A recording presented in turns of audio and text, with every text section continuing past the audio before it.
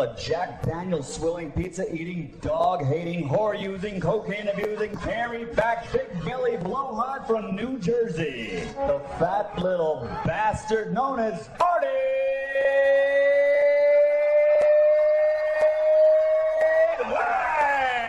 Baby. Yeah. Run. We are on.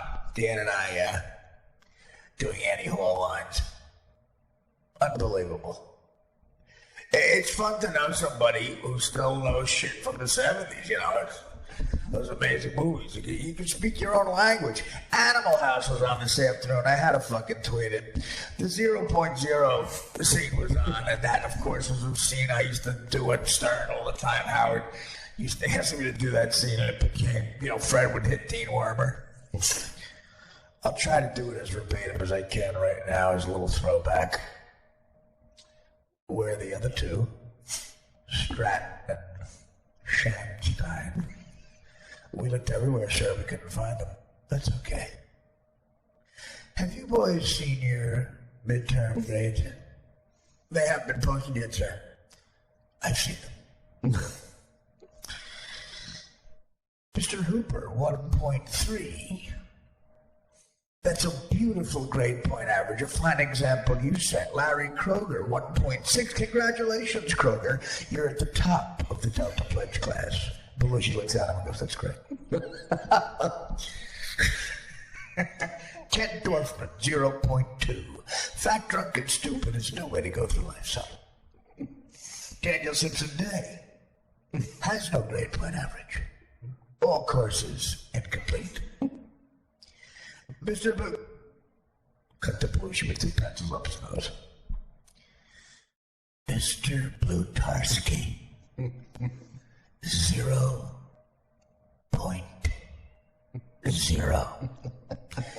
Now I want you to tell the other two what I'm about to tell you now. What's that, sir? You're out. Through, expelled. I want you off this campus by 9 a.m. Monday morning. And I'm sure you'll all be thrilled to know that I have notified your local draft boards and told them that you are now all eligible for military service. Well, what is it? Well, out with it. Secretary reacts to the splat. Cut to the Delta House. I can't believe I threw up in front of Dean Wormer. Snort goes, and I'll end with this. Face it, Ken. You threw up on Dean Wormer. No, I believe Larry says that. Oh, Boone says it. Stork says, what the hell is Stork being, you moron? By the way, the guy who plays Stork, little comedy history for you, is one of the guys who wrote Animal House, one of the most respected Second City guys on the planet. Dan, what's his name? Doug Kenny. Doug Kenny. Good one. Doug Kenny. Here's some comedy history. You may or may not know this. Doug Kenny, I don't know if he wrote for SNL. He may or may not have, but, the Second City was enormous. He wrote for Lampoon Radio Hour. I know that for sure. Absolutely. A National Lampoon Radio. National Lampoon is the comedy paper for Harvard. The Harvard guys who got together and they wrote a book called the Harvard Lampoon. Harvard Lampoon, that spawned the National Lampoon, which is where you get National Lampoon's Animal House, Vacation, blah, blah, blah. They started producing movies, but that's where the Harvard comedy writer pipeline started. Doug Kenny was at the beginning of it. Jim Downey, who was a rare Republican Harvard guy, was one of my best friends for a while. We're still great friends. I just don't see him as much. And Jim Downey wrote for SNL from the second season on. He was offered the first season by Lauren and wanted to go with a lot of, rich Harvard guys, whatever, who didn't grow up like me. Wanted to go backpacking in Europe. Okay, good, Jim. Goes backpacking in Europe, comes back, and starts writing on the second season of SNL. And let me tell you something. Scorched the earth with amazing sketches. Lord and Lady Douchebag, his. Fred Garvin, male prostitute, his. Helped Bill Murray with everything. Bill Murray considers him one of the funniest guys on the planet. He's great friends with Bill Murray. And Google Bill Murray and Jim Downey recently drunk on a talk show. They fall over each other drunk. This is about 2 weeks ago. That's about a year ago. Letterman actually says the next day, Bill Murray's on Letterman doing a top 10 list because it's Letterman's last week, and Letterman goes, "Are you all right?" It's one of those things that you hear Letterman going in the commercial. He doesn't know he's on mic. "Are you okay? I saw you last night with Downey." Unbelievable. Jim Downey, one of the best writers you can imagine, and about 24 years old, fresh out of Harvard. So that started something that ended up with The Simpsons. Every Simpsons guy, the guy running it now is a Harvard guy, Al Jean. Sam Simon, my asshole friend who's dead, just an asshole. Amazingly talented guy, but a mean prick. Anyway, just a guy died, so make him a good guy. So, I know that. yeah, it doesn't, right? What does that mean? I know some. Name some guys that are dead or you hate. There was a guy that died this week. There was a guy, huh? Don't say Hitler, it's an easy one. No, there was a guy that died this week. Good riddance. Oh. He was a radio guy. His name was Rick Lippincott. He came in. Rick Lippin. He was a radio guy named Rick Lippincott. He came in after our buddy Tim Sabian. Okay. Well, people can't pick the one guy named we did 2 hours. We need a 2-hour documentary on who he is. He's a famous guy. He has some balls. Nobody cares about Rick Lippincott. You're not going on a limb. I want you going on a limb here. Well, Rick Lippincott not going to cost you any work in the business. That's a perfect name for you, too. I radio guy, Rick Lippincott. What? Was he an on-air guy? He was for a little while, but he failed at it. He failed like he did. He failed at his. Okay, Jesus. I opened up program director skills. I opened up the Dan Pandora. I never thought I would dream of the day Tim Sabian would come back. Okay. I think the Dan Pandora's box of anger for a guy I never met has just been opened. That happens a lot. Fuck him, fuck you, fuck him. The anger, and I gotta say, Dan Coleman, the anger Dan had for Carly Fiorina way before she ran. Now listen, Carly Fiorina, if anyone doesn't describe her as a miserable cunt, after this election, there's no other way to describe that woman. Could you imagine being married to that woman with that face, that condescending face? I ran Hewlett Packard into the ground, by the way, and now running for president. And she turns her head. She does a thing where she's listing off condescending statistics. I know ISIS. You know ISIS. You know ISIS was going to be the problem. I know ISIS. The unemployment rate is 3.2% in Denver. I know it. You know it. The people of Denver know. On October 8th, 1946, a bill was passed that secured the fate of Denver. I know it. You know it. The people of Denver know it. And she nods her head. You want to strangle her.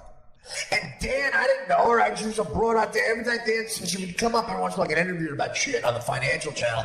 Dan would see her face, fuck you, God, fuck you. Dan, what happened? Did she rape your dog? Did she drug your dog? Like, why did you hate her so much? Because she was such a. Go right to the packet and say ground. She was just such a liar. Like, Dan, there's stats about her. She endorsed Ted Cruz today. Okay, I'll get her. But could you imagine with that same tone and statistics being married to her? Oh, and her husband, by the way, doesn't work. I saw her husband. He is flimsy. Okay? Probably a good guy. And flimsy can be that. Much better than Rick Lippincott. I made a guy Rick Lippincott. Okay? How about that for balls? I'm the only guy who says stuff against Rick Lippincott. You don't have the balls to it, Art. Say it. I thought Dan was going to give us something like really like, like a powerful guy who died, who I went out on a limb. Samson was a friend of mine. I'm being honest. Total dirtbag. You know more powerful people than I do. I mean, yeah, right. Who's friends with Bill fucking Murray? By the way, I doubt it because he's never done a show. Some friend. Yeah, don't bring up the one time he stopped by for 2 seconds, stumbling around. Hey, came back like that. You were out. Shut up. So a friend, 4 years later, a friend that we call him for 2 minutes when we need him. That's Dan's contribution. I couldn't get him to bring a fucking tape of Madonna on a voicemail. I know she's powerful. It could be libelous. It's her voice. Not an impression of her. Unbelievable. We had her basically saying, Mark Grace, I want to suck your cock. Basically. I'm sorry, Mark Grace. He's like, no, wait. Don't tell me about the tape. Bill Murray's your friend. And then not even a phone call. How about a letter? He gave me great advice about a hotel in France, though.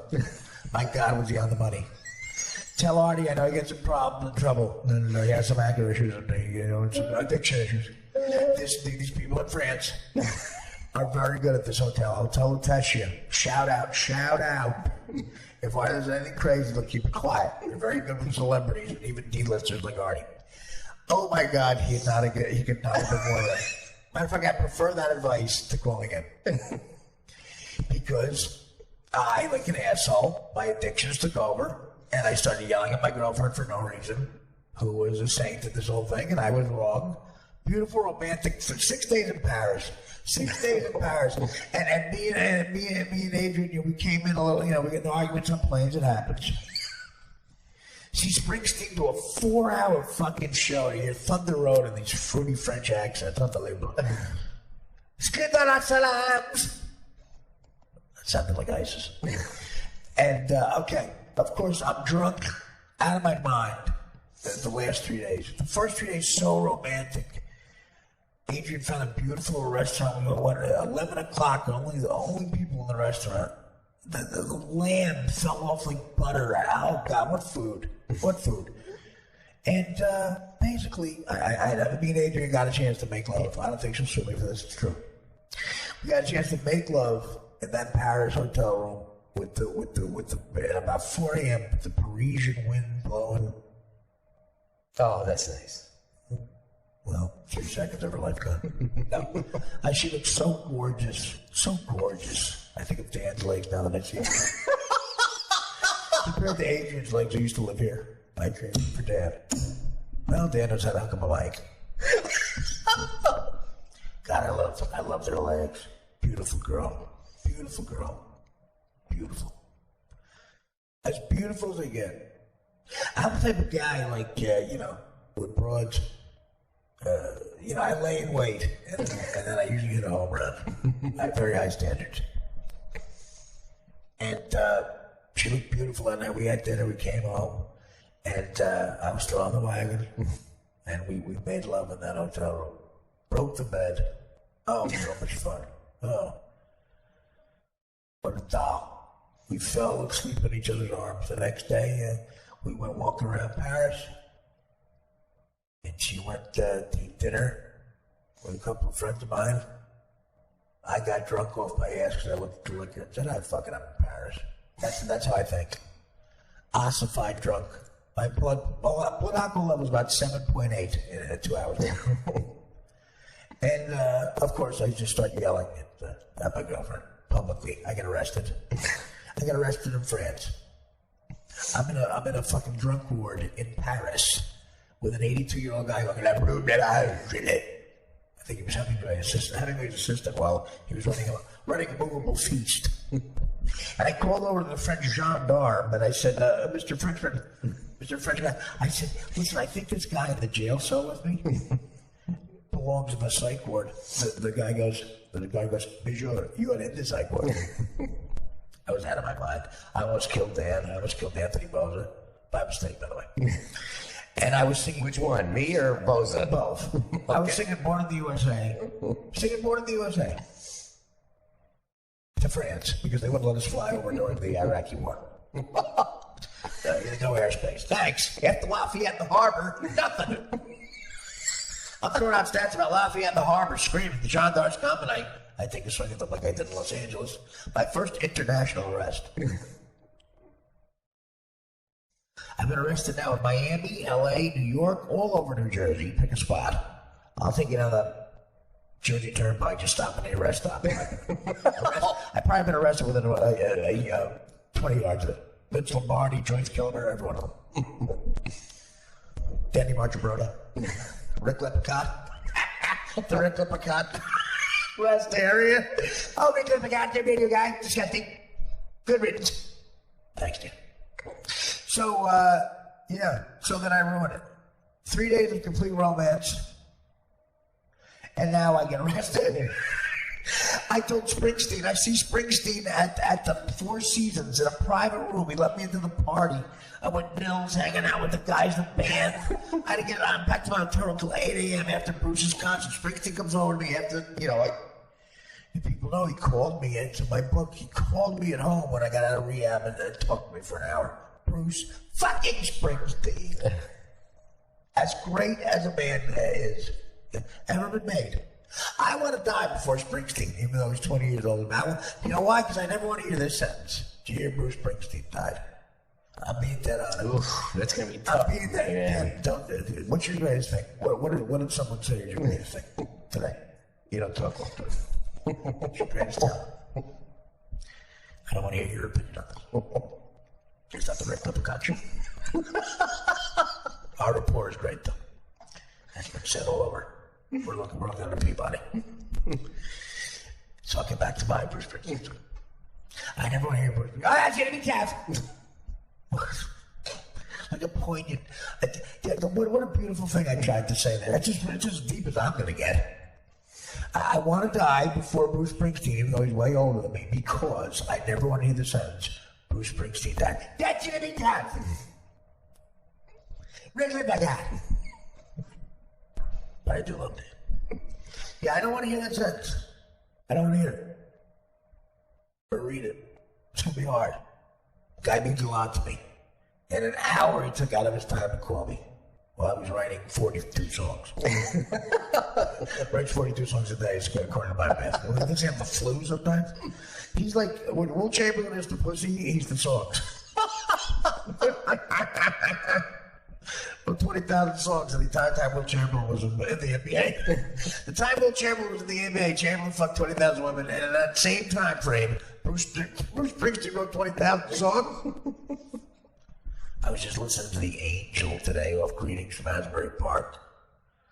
Greetings from Asbury Park, New Jersey. He's not talked about enough. Blinded by the Light. His first album, 73. A song called The Angel. A beautiful ballad, just him and a piano. The words are so, they're edgy, they're dangerous, they're gorgeous, they're romantic. The angel cried,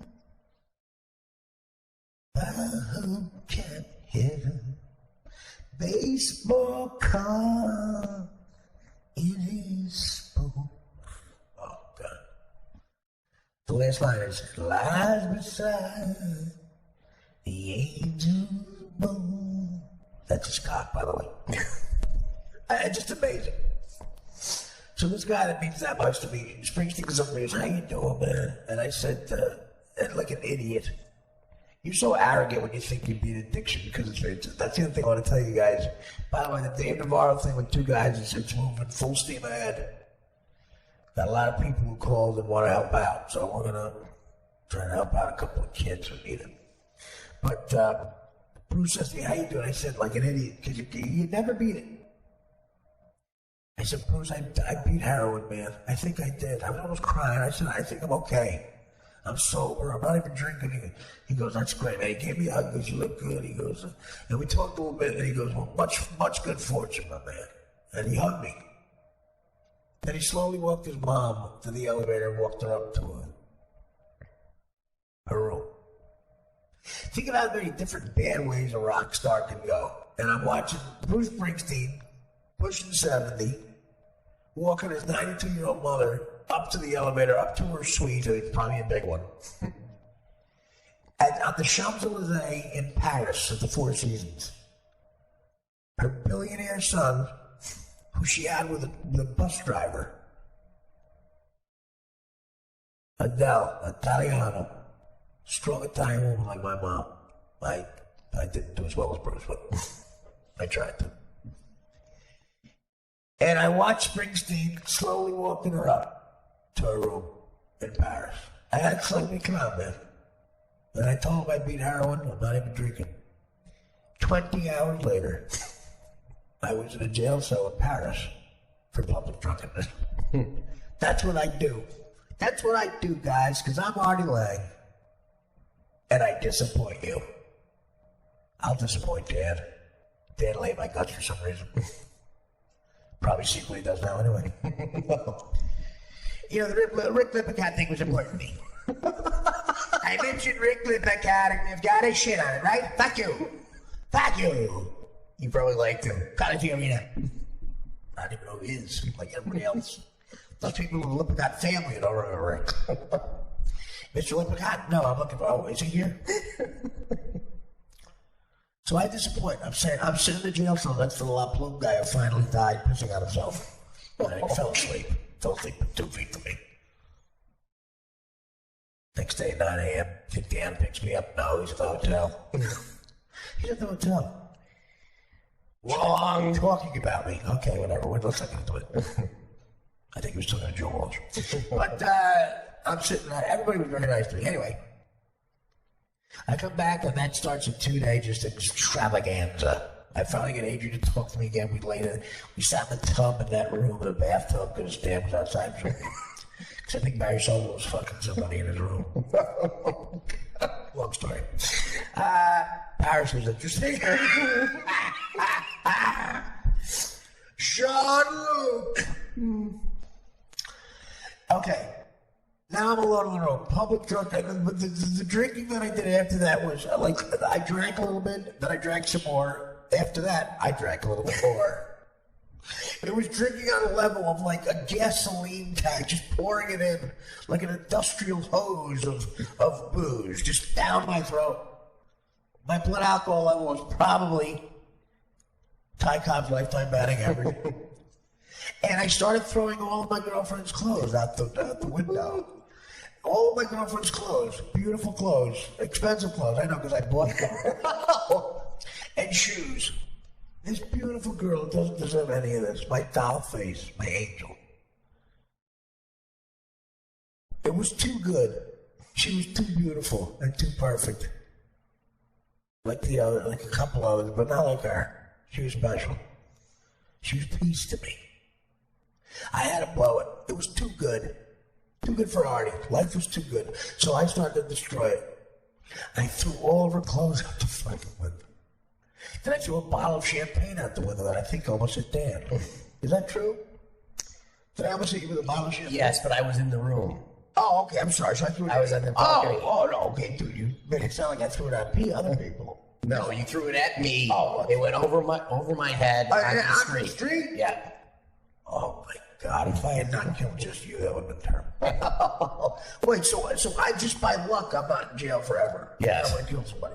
Where did it land? It landed on the street. It landed at. Did it break? Yeah. Oh yeah. They had a little grass. But that was a busy boulevard. Yeah, there was a little grass thing in the center. Well, I remember. What time of the day? Oh, that was like 2:30 in the afternoon. 2:30 in the afternoon. Oh my God! Are you kidding me? No. Okay. Well, here's the hotel. Here's Bill Murray giving the same thing. I knock at the door. I think it's going to be the police. It's the doorman with all of my girlfriend's clothes folded nicely, like they came from the dry cleaners. I said, "Monsieur, you dropped these?" He said, "Monsieur, you dropped these." And we got you another bottle of champagne. Brought me up another bottle of champagne to the house. Wow, I didn't even know that. Yeah. Sorry, Dad. I was sort of let you in. No, I'm kidding. I love you. That's a celebrity knowing his shit. The guy folded the clock. Then I threw him out again. But during the night shift was just as nice. Black French women. I love black French people. Love them. That's what it did to me. The addiction. The booze. And also I'm probably a little bit of an asshole. Yeah, what a recommendation. Then anyway, that was, after that trip, I was able to talk Adrian back for a little bit, but it was the beginning of the end. It just took over. It takes over, and every good thing in your life you push away. I have pushed Dan away, which is one of two things. Either I'm getting better or he's not good for me.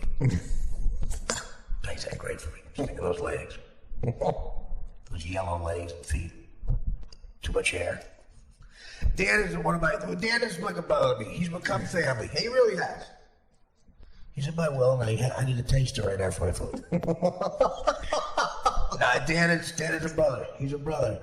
Even though don't worry, it's cool. But that recommendation, unbelievable. So imagine being married to Carly Fiorina. To get back to my original point. And her, like the way she lists off those stats, like, Iran has nuclear weapons. I know it. You know it. Yeah, Ricky, people know. You're her husband.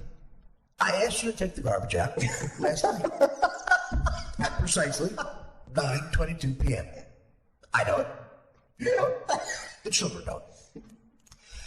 The garbage has not been taken out yet. It is now 8:32 a.m. That's almost exactly 11 and a half hours. 11 hours and 31 minutes since I asked you. I know it. You know it. The children know it. The maid knows it. The whole neighborhood knows it. I told you I want you to get a haircut before we go to my sister's birthday party. I know it. You know it. The barber knows it. My sister knows it. But you haven't done that. I take that as a direct insult to me and the children that you bore with me. And you bore me. Okay? I know it. You know it. Our psychiatrist knows it. I asked you last night to throw out all the eggshells from the egg white omelet that Marie made. I know it. You know it. Marie, the cleaning woman, knows it. I asked Marie to make me a very low in oil, canola oil, no bread, no gluten, egg white omelet. Several eggshells were left on the floor. I just came back from debating Donald Trump. I know it. You know it. Brett Bear knows it. And I got back. Eggshells still on the floor. I guess you were busy. Doing what? Playing bumper pool. I know it. You know it. The guy who sold us a used bumper pool table knows it. Which you overpaid for. I know it. You know it. With that nod of the head every step. And the guy just trying to fit his head in the blender. What are you doing? Nothing, honey. Just keep it around all those times. I'm trying to fit my head in the blender to kill myself. I know it. You know it. If you put your head in the blender, it'll break. Which means we'll need a new blender. I know it. You know it. The manufacturer knows it. The children. I asked you last night to do the children's laundry. They have a big recital today. I know it. You know it. Your son Daniel's playing the Artful Dodger in a play. I know it. You know it. Your teacher knows it. The whole faculty knows it. But I'm embarrassed because I'm a public figure. I've done well. Better than you. I don't like to bring it up every 2 days, but I do. I know it. You know it. I have our tax returns. As you can see, last year you made zero. I made $14 million. I know it. You know it. Charged! Charged! I love having a podcast. I know it. You know it. Mark Maron does. Oh, I love having a podcast. This is in my house. Me and Dan are just sitting here ball breaking. You know, you're out here right now and be lighting a cigarette. Yeah. Let's do that 2 feet from Howie. I'm lighting a cigarette next to Howard. I know it. You know it. Howard's Trader knows it.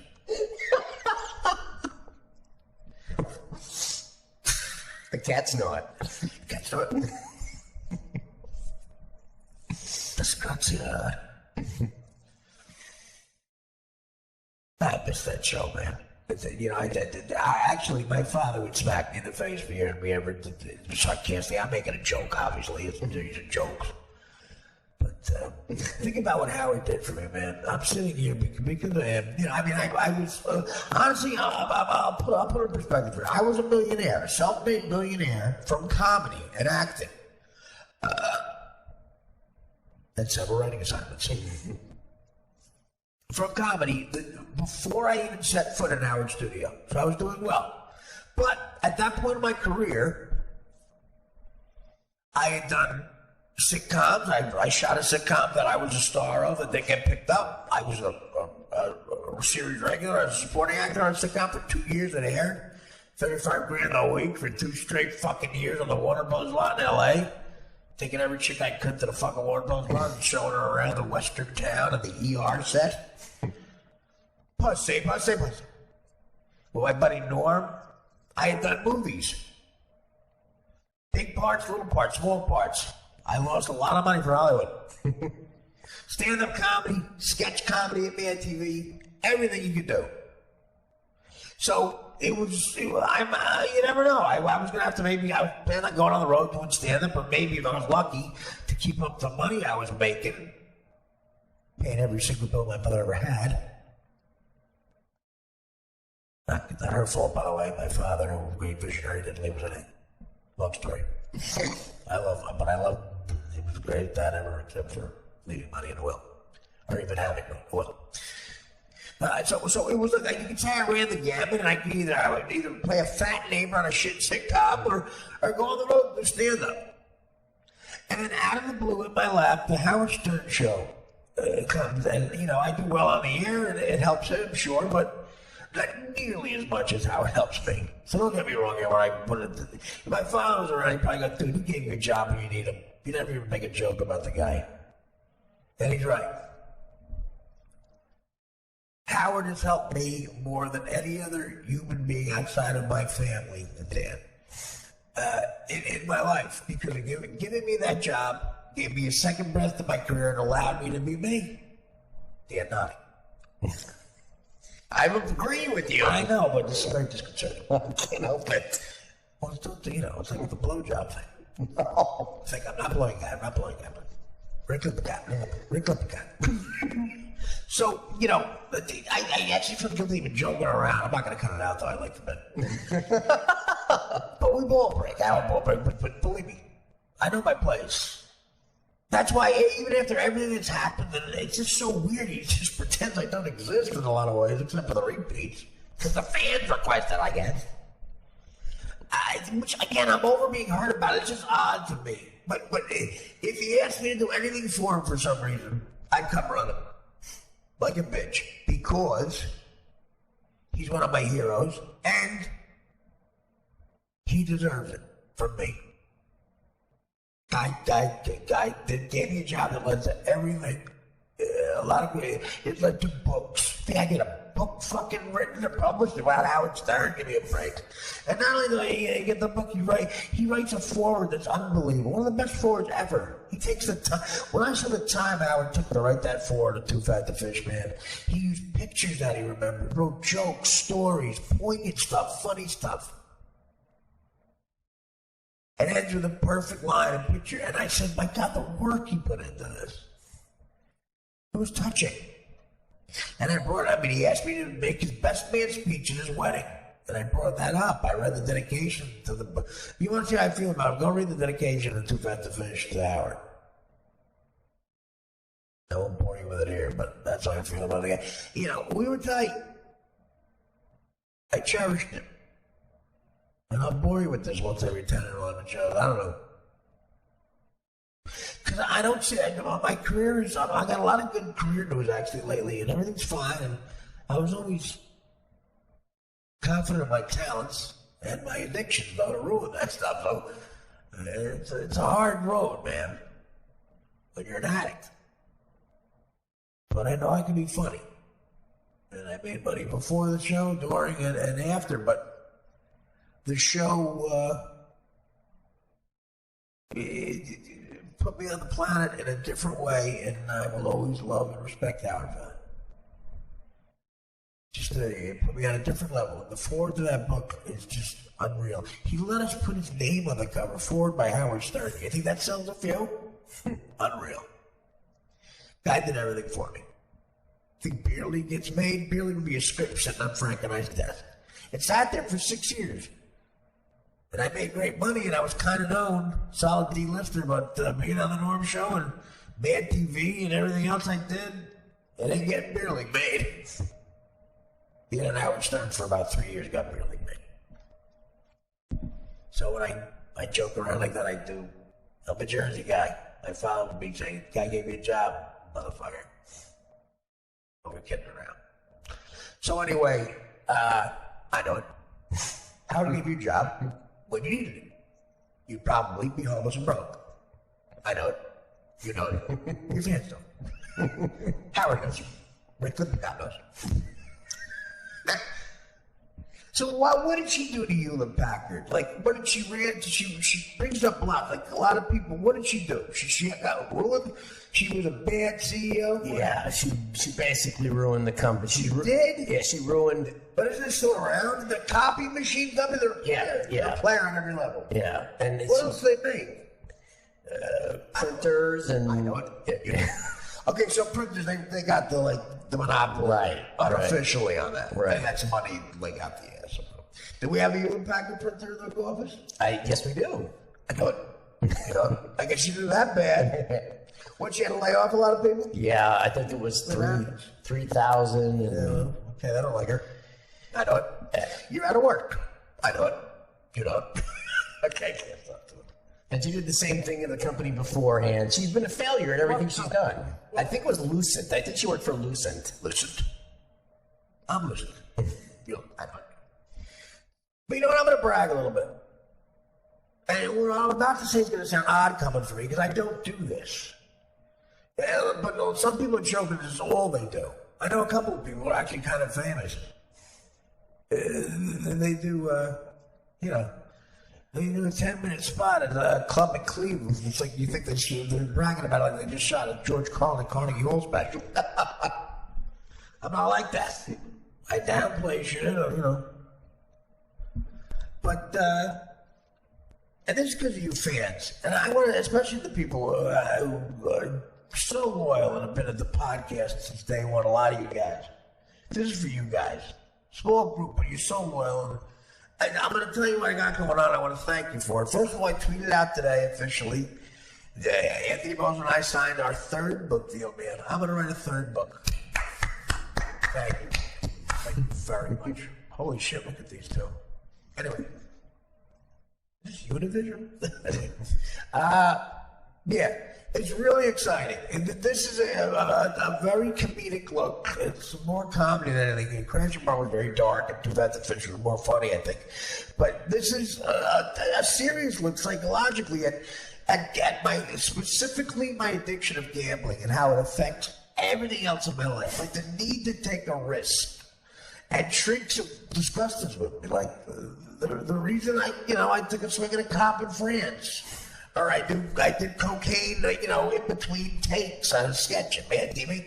It's not just because of the addiction. It's addiction to risk. You're afraid of boredom. It's almost like you don't have enough respect for yourself to not be bored. It's constant need for like movement, excitement, or something. If you're not getting high from performing, you want to get high from drugs or whatever, or sex or what. It's just, it runs when you have that gambling degenerate thing, it runs your entire life. It makes you take unnecessary risks. Like doing a lot of coke in a McDonald's parking lot in Bluefield. with a big SUV with a siren on it, basically. Should have seen that one. Listen. You take those risks, and this is a sort of a dark comedic look at that aspect. Right now, the current time is Pittsburgh. But I tweeted that out to him. And again, there's a million stories. And guys, get ready, because stories in this book are some I never told because the statute of limitations wasn't up yet. So get it ready. Anthony and I can't wait. We officially signed it. The signing bonus on its way, by the way. So don't poison me yet, Dan. Make sure that's in the bank. I gotta write the whole book, actually, before I get all money. And for a good amount of money, I got in the rooms with big companies, a new agent, a new manager, my manager, Rick Dorfman, Google. I love Rick. And major book deal. So that's because, again, the guys, the fans want to say you. My first two were bestsellers. The first one, number one. Howard had a lot to do with it. But number one, man, I failed Jim. I say that a lot because I think it's important. If you went summer of 82, 9th grade, around July, early July, if you drove by Co-op junior high school, you'd see 8 of the dumbest Italian, 8 of the dumbest black, and 8 of the dumbest Irish kids you've ever seen in your life. Very diversified. No Jews. We had one Jewish kid. You know, they say the Long Island kids have those, bar mitzvahs where it's on a yacht and they hire Aerosmith. The one Jewish kid I knew, I guess where I think his bar mitzvah was at an Exxon station. There was a Knights of Columbus right next to an Exxon station, I swear to God. I remember his brother having a cigarette by the Exxon. The gifts were like keychains. I danced with his Aunt Zelda. Not enough perfume. On me. So, that's, listen, Mike Shackford, a black kid, big wad of skin on the back of his neck, like a dog or something. His mother picked him up with his teeth, I believe. Oh, we used to say it all the time. It was a different time. We all laughed at that. Mike was so fucking funny though, man. Like they would teach us how to rotate properly in volleyball. And in volleyball, when you serve, you have to say 8 serving 4. He would go 8 serving your mama every single time. The teacher said, "Don't say that one time. Make up a number, and I'll pass you." He couldn't do it. He passed, I think, for perseverance. Just say 8 serving 2. It doesn't 9 serving. Make something the fuck up. That's serving your mama every time. It's like the hamburger comedian. Actually, you laugh. You know the hamburger comedian? Ever think about him? You've told me off the air. Here's his bit. He tells a joke and goes, hamburger. No matter what the joke is. He'll say something like, "Yeah, man, I ain't never been swimming because I've never been more than half an hour since I last ate hamburger." Your mama's so fat. The belt's like the equator. Hamburger. And he said, and then about 20 minutes into it, you're laughing. You're waiting for it. And if he doesn't do it, you go, "Hey, you do the hamburger." That was shocking for with your mom. Except your mom. Eventually he left. They gave us all D's. Let's get the fuck out of here. Okay? Best-selling books, I'm right. That's because of Howard and because of you fans. Because it's a great country and you fans allow a fat loser slob like me to have this life. I have an amazing life I shouldn't have. You go around and see such, I went to an A meeting and I said Pittsburgh, that's why I'm doing this. There's such despair. It doesn't mean I'm smart or talented, or I mean it in some cases, but there really is, I guess, I don't know, like you go around, do you know a lot of people who are broke? I guess there really is. No, there's no opportunities. People are going to get elected because everybody is sad because they're out of work. Is that true? Yes. Are the millennials bullshitting, or is that true? No, there's a lot that are out of work, but they also don't want to. Why is that different? It seems so. As I sit here up on my bully pulpit, looking at the city that you're mooching over, and I'm kidding. And I guess you don't see it. Are a lot of people broke? A lot of people have overspent. That's the problem. So, yes. So they're still paying for that. Right. But these millennials have this vision of what their job is going to be. Right. They expect something. And they don't. They said, well, this is how I'm going to do it, and this is how I'm going to get there. And if there's any diversion in the plan, they have no concept of it. They don't know how to do it. Gotta go back to school then. That is a perfect way to put it. They can't call an audible. Right. They can't read a defense. They can't do it. You're right. That's so fucking right. And again, we made this point when we were talking to Rob Barnett.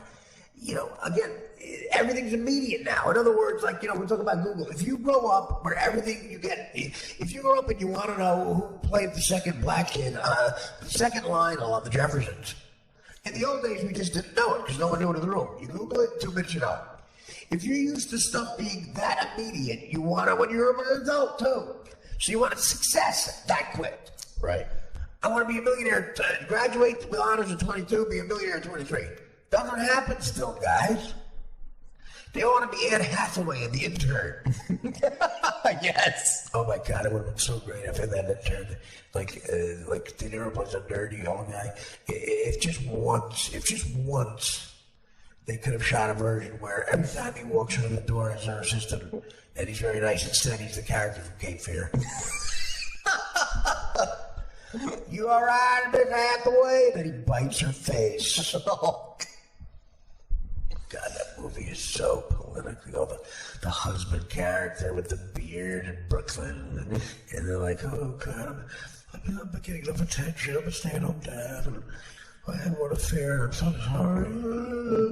Oh, you fag." I don't do that. I love gay people, but you know what I'm talking about. Whatever. Oh, you're right, Dan. The millennial. They're in their safe place. Get ready for a not safe place, jerk off. I started tweeting out about Belushi after the 0.0, but what a different time it was. I said, John Belushi, if I ever saw him like, you know, in some sort of afterlife or some sort of extraterrestrial experience, and he said to me, what's 2016 like, Art? Oh, it's great. It's a lot of fun. Every guy acts like a woman, and Bruce Jenner actually is one. That sums it up, John. Oh, by the way, in the 6 weeks it took you to shoot Animal House, and Bill Cosby probably raped 17 women. You want all the fucking stats? And the guy in the White House for the last 8 years ate the color of the house. Take that back to Chi-Town, baby. It was a different time, man. You could be bad, you could scratch your nuts on television and say, fuck off, asshole. Can't do it anymore. And guys, listen, be very careful. I said this before. You evolve as people. And listen, the fact that the N-word and the word faggot and stuff like that, the fact that that's not used anymore in public is such a great thing. Don't get me wrong. Because those words are attached to very tragic things. Like, you know, a black kid, his grandmother could have been lynched while she heard that word. Last thing she ever heard was that word. I bring up that poor kid, that Ryan White kid, you know, they were calling him a faggot while he's dying of AIDS. But a kid, these mongrels that beat him up, these animals, they should have been skinned alive on live television. Give them to ISIS. Can you imagine the lack of sensitivity? So that's great. But even Chris Rock said, they're getting rid of my beloved nigga. You know, it's like, comedy should be edgy. It should be dangerous. So when you evolve and stuff gets a little nicer, more politically correct, the world does get better. And that's more important than comedy, don't get me wrong. But comedy hurts a little bit.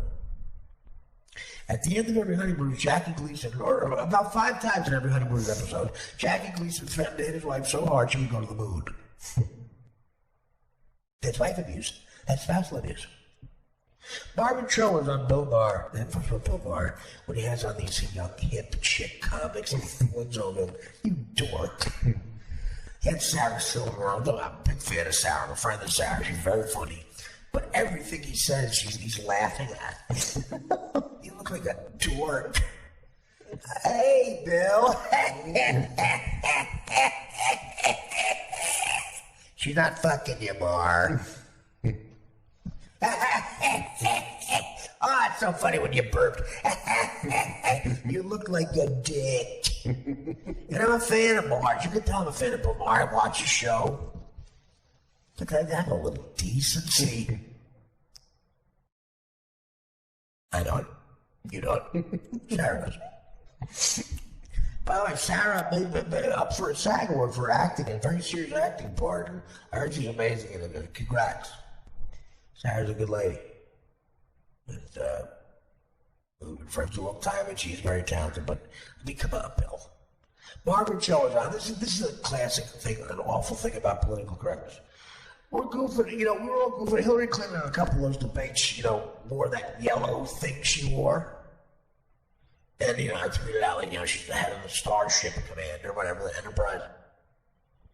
Very funny, about 82 likes. 6 retweets. And, so they had that on Mars show, and Margaret Cho's sitting there. And she goofs on the shirt. And people in the audience go, ooh, and she goes, wait a minute, dead serious. She goes, I'm not body judging. There's a term the millennials have, or the new political term, if you goof on someone, if you say something's so armed or fat or something, it's so insensitive, they call it body judging. Mm. And Maher bite his tongue because he probably wanted to say every racist. I'm not body judging. I'm talking about her blouse. No, I'm not. I would never body judge. Okay. Really, Margaret? Why do you date me? Because you're body judging. I'm in favor of baby. Why? Because she's body judging. We're human beings. Fuck off body judging. Yeah, I'm body judging. Look at Hillary Clinton right now. She looks disgusting. I'm not body judging.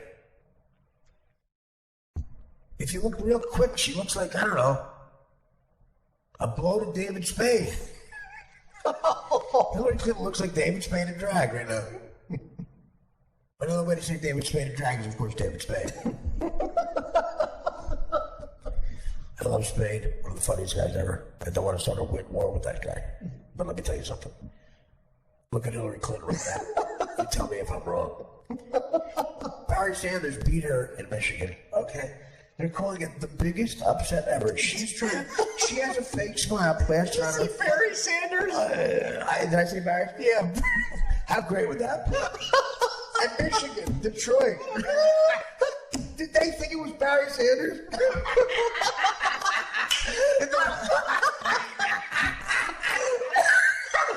We stumbled over a great joke. Did they think the Detroit Lions think it was Barry Sanders?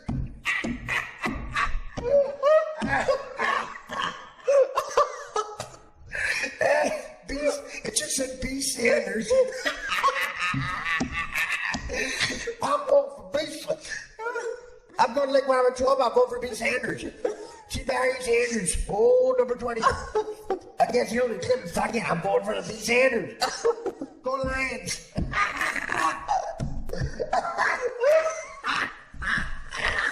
His running mate's Donovan McSue.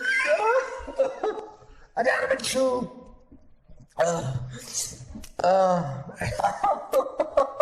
I said Barry Sanders. Because that's what I want. There's the black president. I spoke to Barry Sanders at one of the beach bowls. Great guy. Great guy. Doesn't seem like he'd be in a think tank. But great guy. Probably smarter than me. Again, I'm body judging. I'm not mind judging. Oh, that's so funny. The people in Michigan, they thought it was Barry Sanders.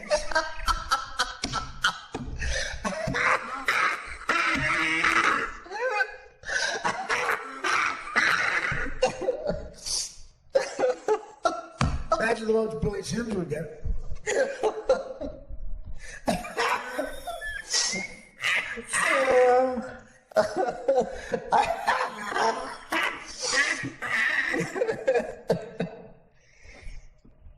Yeah, we're on our way to ice fishing. Lake Wanamator, but you hear Barry Sanders is running against Clinton? Yeah, Barry Sanders against Clinton. Yeah, we're going. We're going to vote for him. I don't mind colored African Americans. It's old number 20. Yeah. Oh, number 20. I think one of the Temptations is his running mate. Barry Gordy. Is that Barry Gordy?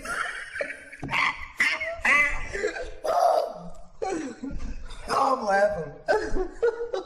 I know it's like the hamburger to most of you guys, but I'm laughing. Dan and I are very thrilled. They thought it was Barry Sanders. Hey, is that Barry Sanders? Look at the ticket.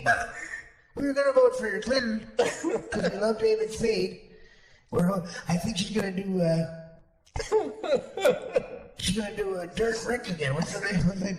Joe Dirt. She's doing Hillary Dirt.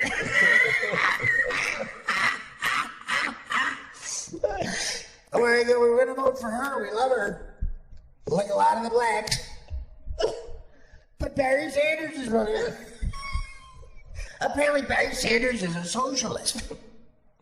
I don't know what a socialist is, but I know about old Bear. What does socialism mean?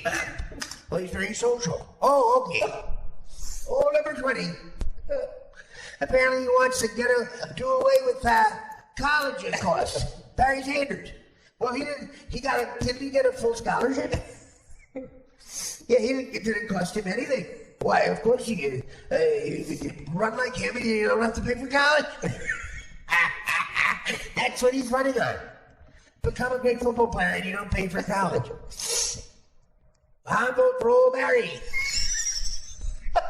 Old Barry Sanders. They thought it's Barry Sanders. That's why he won Michigan. That's why the polls were so wrong. 90% of the time they didn't know it was Barry Sanders. At the last minute they were like, wait, it's Barry Sanders. Good move. Sanders. Good move by Bernie Sanders.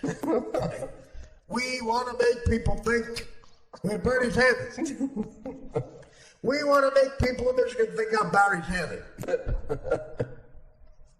Okay? That's our goal. That is our goal in Michigan. Okay? In LA, we want to make people think I'm Larry Sanders. That's our goal.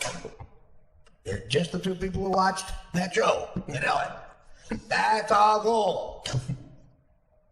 For the young vote, we want people to think I'm Adam Sandler. This worked in Michigan. It'll work again. In Kentucky, we want people to think I'm Colonel Sanders. It'll work again. These idiots thought I was Barry Sanders in Detroit. Wait, it's not Barry Sanders? The next morning, who the fuck is that old guy?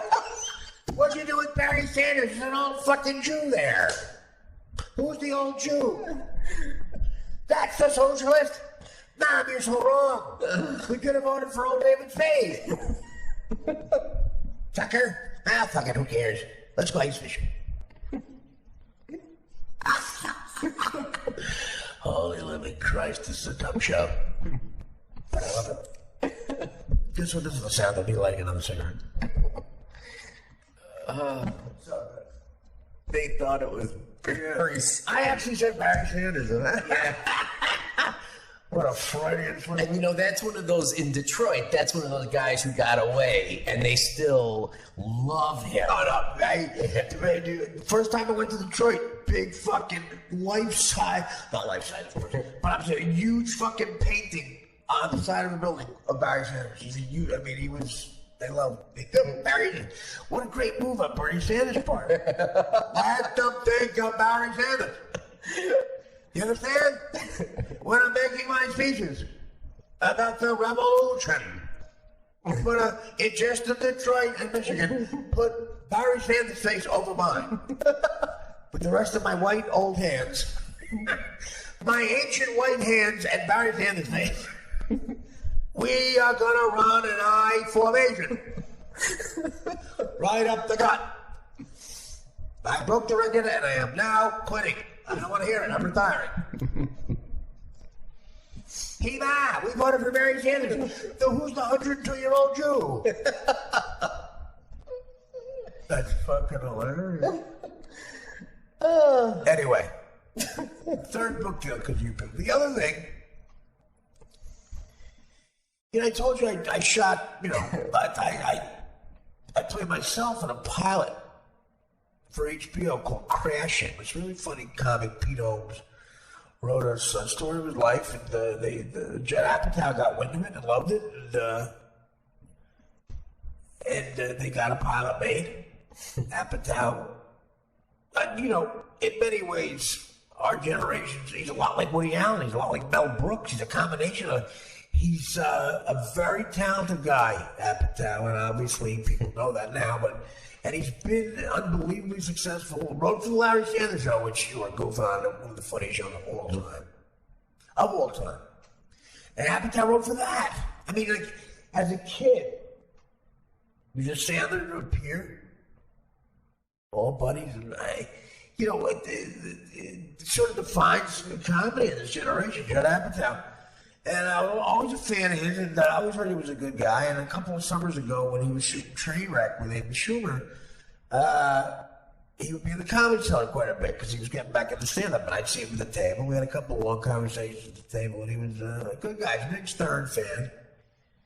And then little encounters happened where someone tweeted out that he tweeted, and Judd Apatow tweeted out a nice picture of Andy Dick with a nice compliment on the back of, my handsome friend, the visitor, And in the back is Apatow's bookshelf, and someone pointed out, my book is right in the back on Apatow's bookshelf, Too Fat to Fish. And I tweeted, hey man, you got great taste in books, and I was going to get the second one out soon so I could fill up the shelf. Like, you know, and of course some asshole goes, why don't you get a room? Shut up.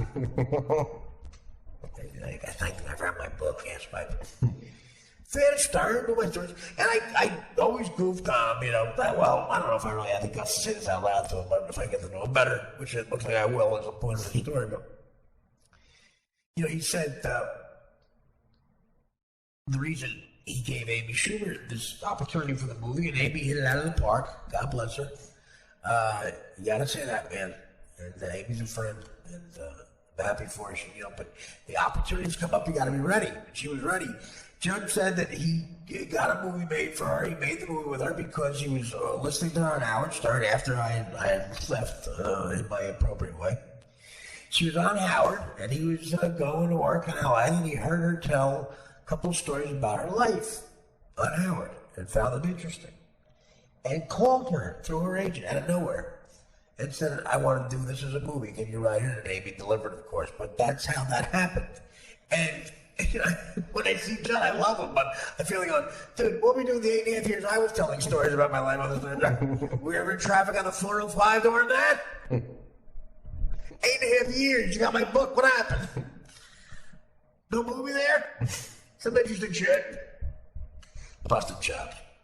They can laugh. I want someone else to blame me though. Barry Sanders. So you know, I get the call to audition for this app, and when it's Apatow on HBO, you go. And I went, and I was originally supposed to play a character with a different name, and I did very well in the first read, and then I got to read with Apatow in the room, and I got to see how he gives notes and stuff. It was very casual. It's pressure when you're auditioning for a big job like that, but you know, the actual comic who's in the show, Pete, is right in front of me, and a real funny guy, man. Just naturally funny, great presence on screen. I think he's going to be great. People are going to love him. And the show's called Crashing. He plays a younger comic, comes to New York, goes to the legendary Comedy Cellar, and meets a bunch of guys he's a fan of, older than him, like, you know, guys like myself, David Tell, Louis, Greer Barnes, Russ Maneve, Robert Kelly, Norton, like, you know, Colin, of course, and we're all hanging out there. Patrice was still alive when he first moved in. And he went there and he said, how mean the motherfucker. He said, actually, I wasn't bad. Young kid. And the other great guy on this show, Ryan Reeves, was also his roommate at the time. They go to the cellar, and they both persevered. Right now, Ryan is the house MC at the cellar.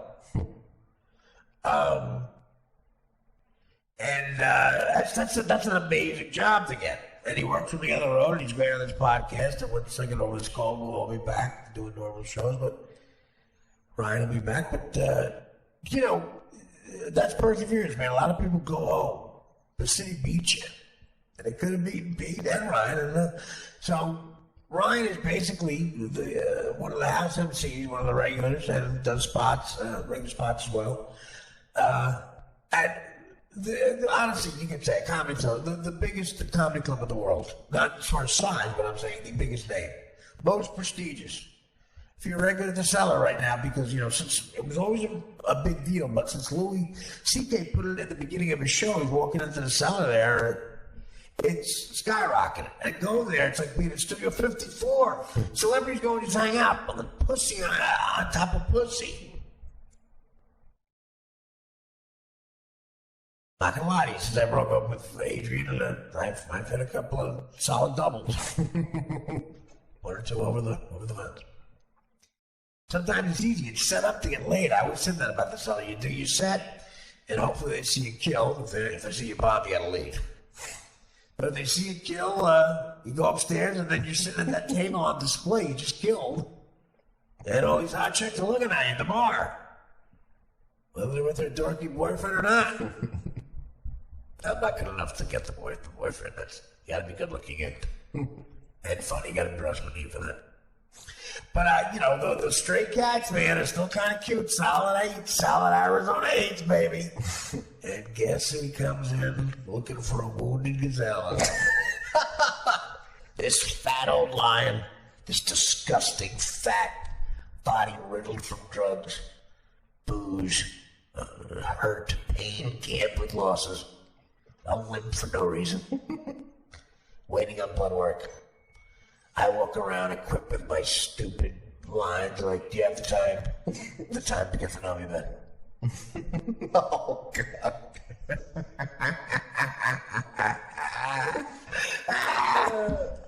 If you want to know where north is, just look at my crotch. Great stuff. No, a wounded gazelle limping because she was bitten earlier in the night by Grandpa Artie. And he didn't finish her off. He went for something better. She's limping around, and I stumble out about 4 a.m. And oh my, it's an easy take. Wake up the next morning in a hip area of Brooklyn, wondering where your Range Rover is. Whatever, 42 millennial roommates, beards, hair. She's a beard. It ain't pussy hair these days. There's none of that. Thank God.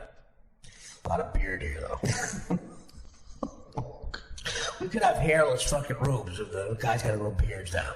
No pussy hair, not beards. Fuck off. Everybody looks like fucking, Joe, what's the name of that critic with the big mustache? I forget. Could have been funny. I blew it. Yeah, it's set up for that. And so they persevered. But Pete Holmes went on to get his own show after Code, and that got canceled. And after something like that gets canceled, you're like, hey, you might not see him for a while, but he perseveres again. Doesn't know Apatow, but because of the Pete Holmes show, Apatow's a guest. And he perseveres. He pitches this idea. What happened was Pete moved to New York, and while he was doing that, he came home one night after doing stand-up, and he finds his wife in bed with somebody she works with. And he goes out that night, 10 minutes later, he does a spot, and it's so raw, you gotta see it draw from pain. And he talks about it 10 minutes after he saw his wife in bed, on stage, and bombs. And they eventually get a divorce, and now he's doing, again, he perseveres in life, goes on to get a lot of success. I think the wife's happy, now he's happy. And they were shooting in the pilot. I met his new girl. She's a beautiful girl, and they're having fun. Like, his life got better because he persevered. It's actually a great story. And he's got like that baby face. You want to like him. And Apatow leeches onto this. Not leeches. Latches onto it. I bet you latch. Apatow don't leech on anything. People leech on him. I meant to say latch. And he latches on because he sees the idea. That's what brilliant guys do. He sees the idea can be good. And they write a pilot. And I auditioned for this one guy who's like supposed to be this sarcastic comic who he looks up to and blah, blah, blah. So in the auditions go well enough to where they change the character's name to my name. And they end up doing that with a lot of the comics who are in it. And great comics are in the pilot, like they're doing cameos. The little scenes like Rachel Feinstein and Greer Barnes, who I believe will be in more. Jay Okerson. A lot of funny people. But it goes so well at the rehearsals. They name the name of the pilot. The name of the show's Crashing. They named each episode. The name of the pilot is Artie. I mean, listen, I was excited about it. I've been in the business a long time. I've met a lot of famous people, except Bill Murray. But I have actually once, not through Dan, through Jim Downey, the aforementioned. But this was exciting to me. I was like, everyone's like, well, my agent, like, wow, it's so fucking cool. It's Apatow, HBO, and Pete, I think it's going to be a big star. We shoot the show, and I must say, we shot the pilot in November, and you know when you do well in this business, I kicked a little ass in this, because Apatow was so amazing to work with. Here's a guy who's arguably the most powerful director in comedy. Certainly in comedy, maybe, in a lot of ways. Spielberg of comedy. That's what Apatow is. And I got him yelling out, he knows my book, and tell this story, tell that story. And he lets me improv, and Pete Holmes was so generous with the screen time that he's funny in it a lot, but he was very generous with me, and it went, I had a great shoot. I felt great. And Apatow, people are laughing. Apatow will put me aside. Oh, dude, this is you're doing amazing. You know, coming from him, that's pretty cool. And Pete said it too, and I think the report Pete and I had was good too. So the feedback is great. They cut it together. Apatow called me twice during editing. Like, people like him don't do that. He said, you're great in this, man. It's going to be great. Pete Holmes, the same thing. And like, we'll see if they're real about it. It gets picked up for 6 episodes, which to HBO is almost a full season.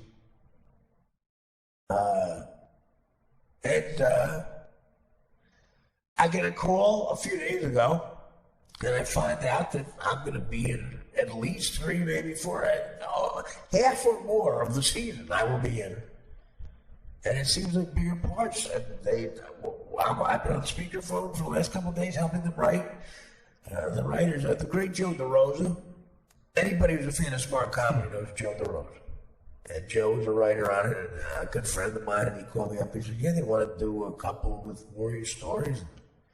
Great opportunity and shit. And I'm like, well, you're great. I get on the phone, I'm relaying the stories, and they're laughing at the other end. I'm like, this is surreal, what's happening. HBO and Apatow is as prestigious as it gets. And Pete's like, yeah, man, it just worked. So I believe the second episode after the pilot is, I won't give it away, but it's just a very funny premise that Pete and I got to be funny in. Again, involving the world of comedy. And I'm playing myself. And I'm not going to lie to you. It's a decent amount of coin I'm making for each episode. And for the pilot. And so, Judd, thank you. HBO, thank you. And Pete Holmes, thank you. Obviously, like everything with HBO, that'll be all over the place. And if they need me, I probably will anyway. You know, I'll promote it, and you'll see me around. Very proud of it. And get a chance to help creatively, but again, I got like Joe DeRosa, who's just, Google him. They're so funny, and Judd Apatow and HBO is just, forget it, I'm gushing.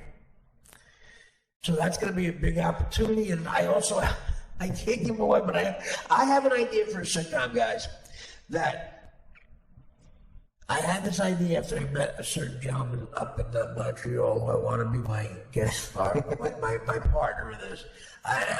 From the title, you know exactly what it is. I can't give it away though yet. My agent said no.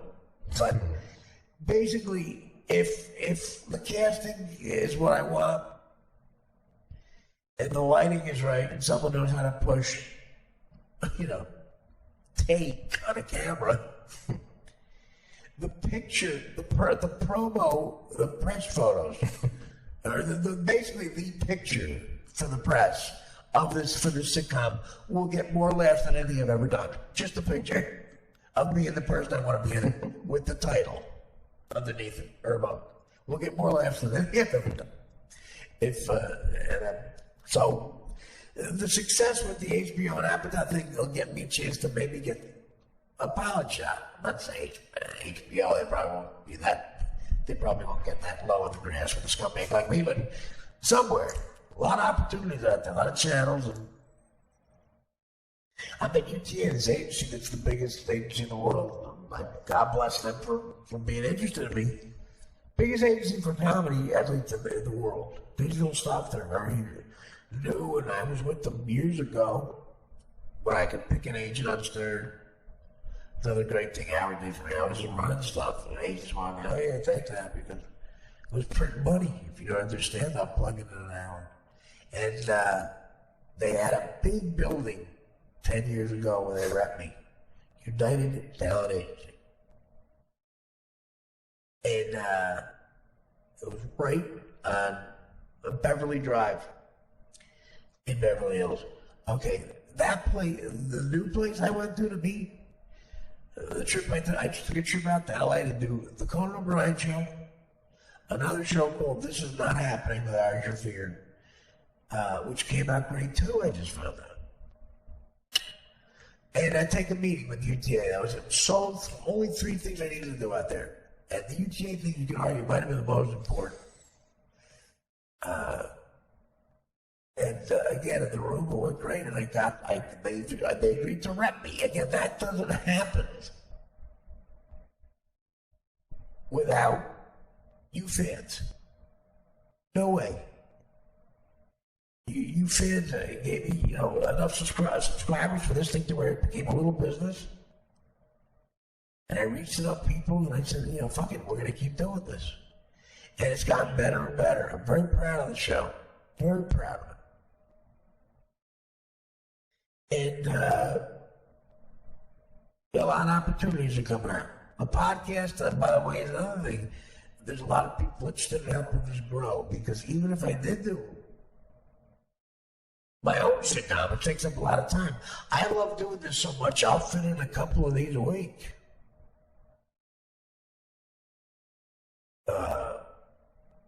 I do enjoy doing them. Dan, I mean, do you enjoy doing this? I love doing the show.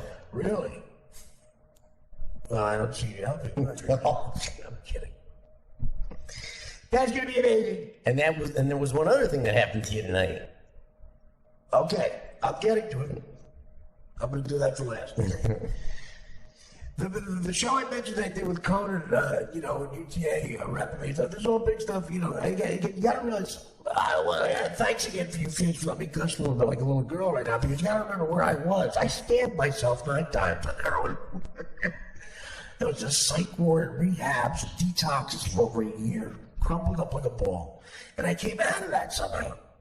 And you fans were still fucking there. The first big show I did with Norton and Natel and Stan Ope at the Borgata, we sold 6,000 tickets in about 10 minutes. I think people just wanted to look at me like an oddity, like an ape that's still walking after standing. But I was at the Borgata in AC, so it's Jersey, South Jersey, and Philly.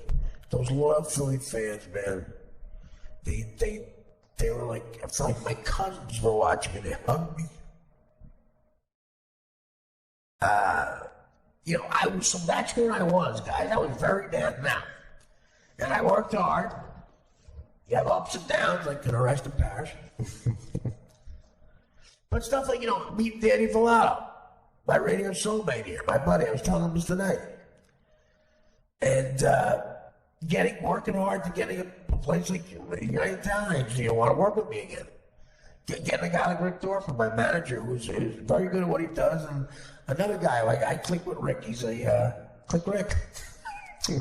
I should call him that. We have the same sense of humor, and I couldn't imagine being on the phone with a representative, like an agent or a manager, for 2 hours laughing. But I do that with Rick, and it makes for a great relationship. Could have got a better percentage of the deal. But Rick is great. I'll be with him forever until, of course, a bigger manager. Yeah. I'm just kidding. But stuff like that, because Rick is a big deal. And I didn't know I'd ever be with more mainstream people. I can bleep that. I'll be with him for bleep. Don't bleep about it. These people have to get this past the professional message. No, but I just, and then the podcast, the Nick and Artie show. My buddy Nick, I meet Danny and Nick and me. I have a blast. And for some retarded reason, they don't want Nick there anymore. Like, okay, one of the funniest guys ever. We'll deal with a few arguments. Jesus. And then I'm on the contract. I stay. And then John Ritchie comes in and knows his place because we're not on the football field where he can kick my ass. We're on the comedy field, but he becomes funny in his own right. And some of my favorite moments ever I have with John and Mike Bichetti, who's now not a friend because he stabbed me in the back. We'll be here, Mike Bichetti, on the show anymore. And a lot of opportunities are arising. They can all fail, don't get me wrong. But I'm going to have a lot of big at-bats. Mike won't be with me. Unless a full apology is given me. If not, keep doing videos of you exercising. I love Mike, but you were out of line. I gave you a job, buddy. Like I said with Howard. Remember what I said? Loyalty no matter what. And I apologize for joking around. You're being serious on race wars. And a world of him. And it really gets hurt Stacey Pressman's career. Because she can't come in here. She wants to go in alone, fine. But that toilet paper you bring in on the bottom of your shoe every day, called my machete from Staten Island. No. And that's a full apology. But, it inspires stuff like Danny, just like simple ideas. I let Mike do the weather. Amazing. Home runs. Google machete doing the weather on our show every single time. I challenge you not to laugh like crazy. There's a point where he's outside of 2-degree weather. We don't let him come in until he tells a funny joke based on the weather. And we have dead silence, and we slowly dissolve the black. Just no laughter. I challenge you not to bust a gut laughing.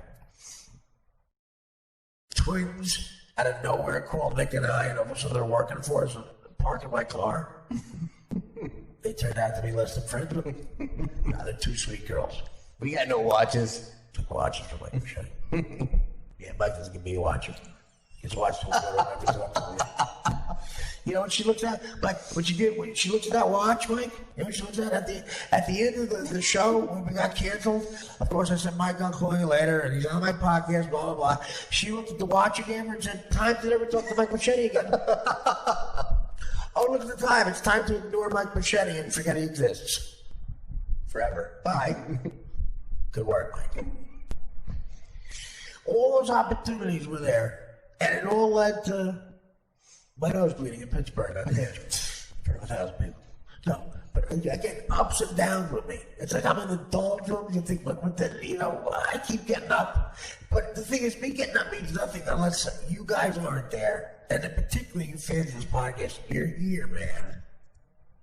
And God, I just love you for it. That's part of the reason that some of your fans, I don't want you to be hopeless. Part of the reason I'm going to, get these two kids at the rehab and stuff. And the other people who apply for this, we're going to set up a situation where I don't want it to make it seem like a contest. Like people with really the worst stories, we're going to try to help. The two worst stories, but the other people, I'll help you as much as I can. You're my family. So I get up, and career-wise, and I finally, I'm very happy. It's great to be able to call you mother again and say you're writing a third book, and you're going to be semi-regular on an HBO show, and you might pitch one of your own. And for her to say, great, I need a hot water heater. Very touching. But that's the greatest mother in the world. My mother and sister, we have this bond, a three-way thing of like, when my father got hurt. And it was never really said out loud, but we help each other. And it's worked out fine. Could have been a lot worse for us. Hopelessness. Us against the world. Sometimes it's a good thing in families when you have that feeling, us against the world, and we had it.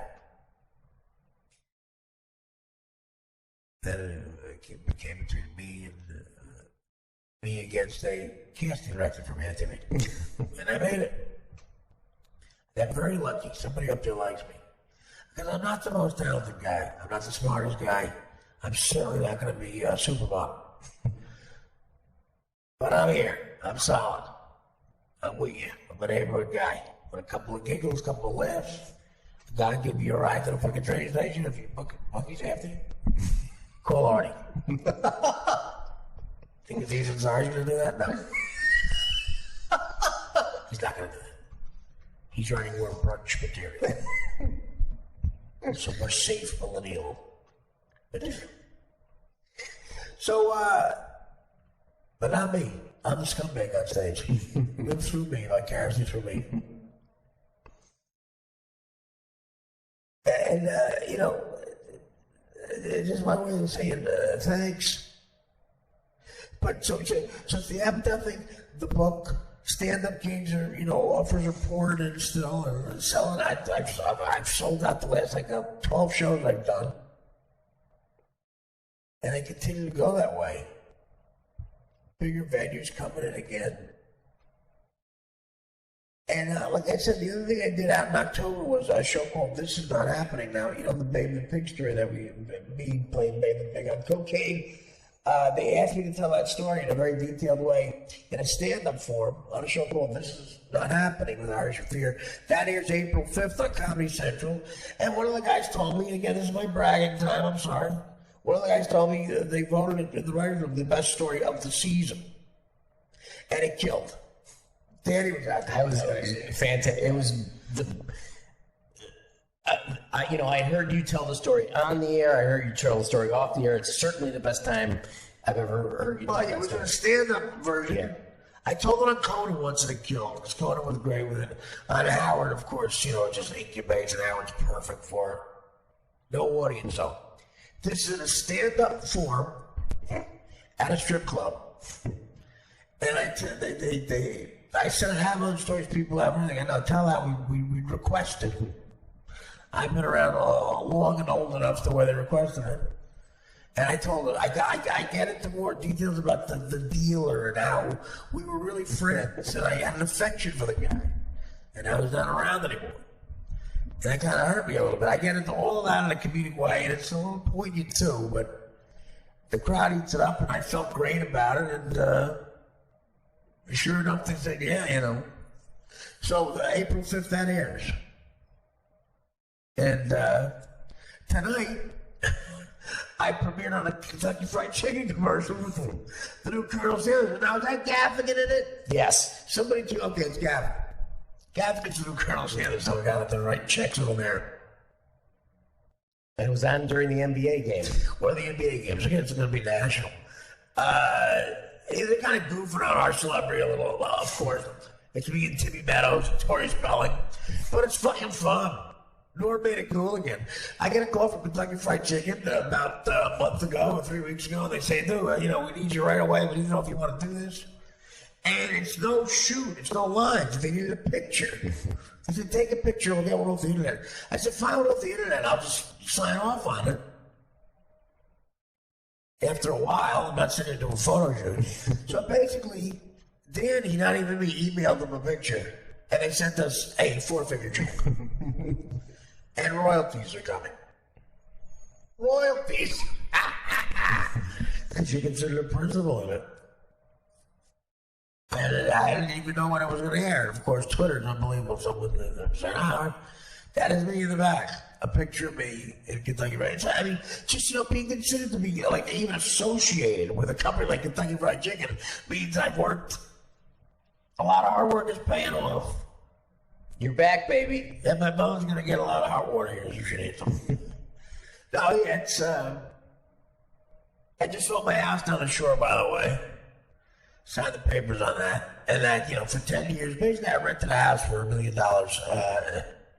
in 10 years at the Jersey Shore. 10 years in a beautiful 8,000 square foot mansion on the water. Pussy. In the old days. And, love that old. Dan, how about that house, huh? It's heaven. It's amazing. Well, it's a little weird, but Rick Lippincott had a great time with that. I watched Rick Lippincott pound a lot of pussy. The only bad memory of the 10 or 15 times I stayed there was your mom asking me to shower outside. That was a request from me. And the Mexican maid. You walk around with first of all, we're doing a shoot, a man cave shoot with Tony Saragosa. And Dan's walking around with yellow feet, yellow bare feet. I'm like, get a shot of those feet. And he runs away. Well, we know we had man caves. It was for the man caves when they did the man cave for our direct TV show. Put the man cave up. I mean, the episode of Man Caves where they did the man cave in the attic of that house. I loved it there, but it's a chapter of my life I needed to get rid of. It's not purely financial, but the fact that all this good career news coming in is, got a nice deal for it, and some influx of some stuff, and I'm 48 and I'm still breathing. I don't know what to tell you. The sun's shining. And I'm very proud of this podcast. What are we, 220 of these? Yeah, I think it's a little over that. Yeah. In just over a year, 15 months, I mean. So. And most of them 2-3 hours. Yeah, a lot of them lately. Again, so the plug, this is not happening live for April 5th. Check it out. Detailed big story. And maybe, I don't know if they edited it out, but they made me tell 2 stories. The other story they requested for return was when the guy comes on my jacket in a threesome. I could come on my jacket in a threesome. I did not start out thinking I'd have a threesome. A guy just inserted himself in the threesome and in this woman. Chick blowed me on a couch at a porn party in Woodland Hills, California, naked, on all fours, blowing me on a couch. Guy looks like The Rock, just takes his dick out, some fucking her in the hand. Well, her pussy, but takes his dick out, so it's coming on her back like I'm in a movie. I'm looking around if I'm getting filmed like Hulk Hogan. We'll get to that. Here's Bubba, here's Fabrizi. I'm involved in that. My agent testified yesterday in open court. Oh, I'm getting emails. I like Hulk. Hulk Hogan introduced me once with Bubba at a gig I did outside of Orlando, Florida once. Watched the whole gig. Was a fan of mine. I'm a fan of his. I could have told him to spend a little less money on the door store. But, I went to Howard flew us down in a private jet for Bubba's wedding. That's the kind of guy Howard was. So generous, Howard and Beth, We're going to Bubba's wedding in Tampa. That's how close we got to him because, it was a big deal for Howard. It's serious. So let's all go to the wedding and I'll get a private jet. That's right, Dana. You cut out too soon. I got Dana on a private jet from Vegas, believe me. We made out in the back. So you guys were not on a break at that time? When? The wedding? No, we were broken up. Oh, okay. Yeah, she left. Couldn't deal with the heroin. No, Dana was another sweetheart, another doll. Dana, little Carmen Electra. So funny and tough. Survivor, Dana. Got out. She knew to get out. Go to Blood on the Tracks by Bob Dylan. One of the best albums ever. Blood on the Tracks, 1974. There's a song called If You See Her that I sing verbatim about my own girlfriend in California. I used to get drunk and smoke a little weed, just a tad. I never bought weed, but sometimes the guy slipped me a pipe and so one of the writers of MTV got that orange California weed. Unbelievable. You get high from sniffing it. Booked by the writers of MTV, I failed the piss test. So I was listening to If You See Her by Dylan. And that's how I think about Dana and Adrian. Listen to those words. And Danielle. A little bit of Carol. And of course, Supercard. Who I robbed the bank with at 17 years old. Jesus Christ, what a bozo. What a life. How am I going to defend this life? That Albert Brooks movie, Defending Your Life. What does that mean? We're watching 9 days of my life on Earth's hand.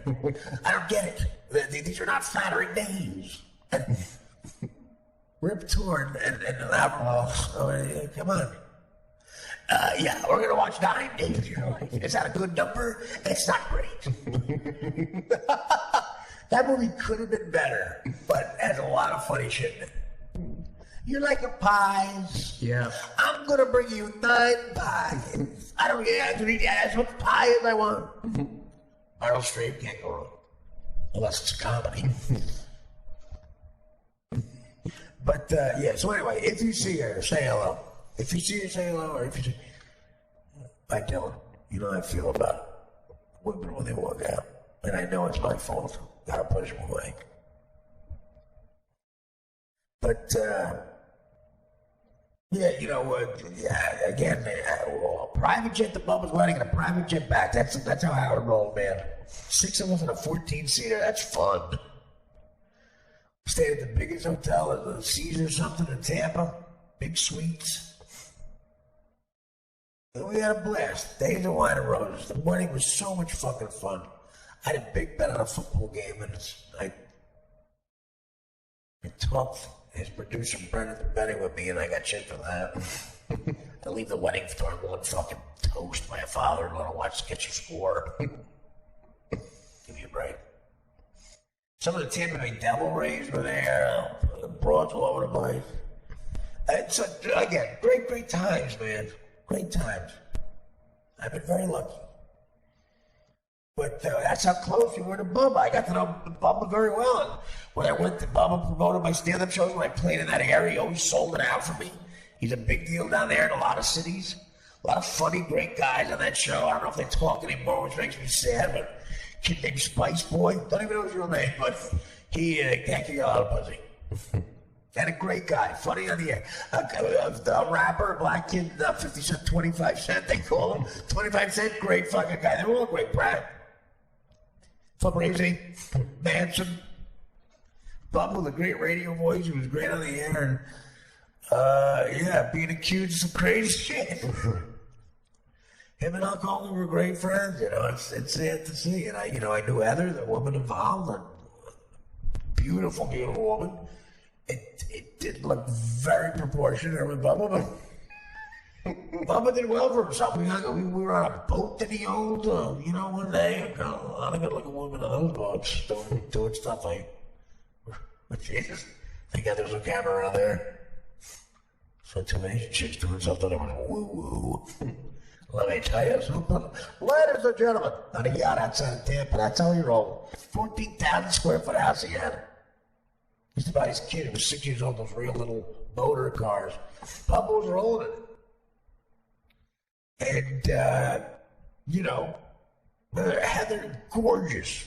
And it's funny, the Southern priest who did the wedding, the ceremony, they made us go to that. I was like, private jet, you're going? I'm like, okay. But it was funny because he's saying how beautiful Heather is, and then when it gets to talking about Bubba, he's like, Heather's so beautiful. Wonderful bone structure. Like shallow shit, just gorgeous face, a smile to die for. Just a natural beauty. She can get up in the morning, no makeup at all, sleepers in her eyes, hasn't even relieved herself yet. You could take a snapshot of her, a Polaroid, take that, put her right on the cover of Vogue. It's Vogue ready. That's how beautiful Heather is. And he looks at Bubba and goes, Bubba, you are a gregarious young man. Gregarious was all he could think of. And I get it, I'm gregarious too. What a catch. Because Heather was beautiful, and of course, just when you think it's a beautiful marriage and a beautiful friendship he has with Hulk Hogan, he's taping Hulk Hogan fucking his wife in a bedroom. And it's on Gawker. Now look, I know Hulk, I know Bubba too, they seem like great guys, but Hulk especially seems like a guy of integrity. I'm not lying. I'm not taking sides here. Well, of course, I know Hulk, and he's never done harm to me. He's nothing. Hulk Hogan has always been a good friend to me. When I was away in rehab after everything happened, whenever he'd go back on Howard, I heard him a couple of times, and people would say to me, he was always like, I miss Artie, I love him, I hope he's okay. And he's funny, he's great, he's going to come back, I'm telling you, he'll be back. And he was right, so thank you, buddy. So yeah, I'm rooting for Hulk Hogan. This trial, he's not against Bubba, it's against Gawker. And, we were watching it on Court TV. Now, what drama? Check that out. that fucking lawyer for Gawker, man, he knows what he's doing. He knows what he's doing. He keeps repeating questions. He doesn't care if it sounds stupid. So you think he's a liar. He lies. Yeah.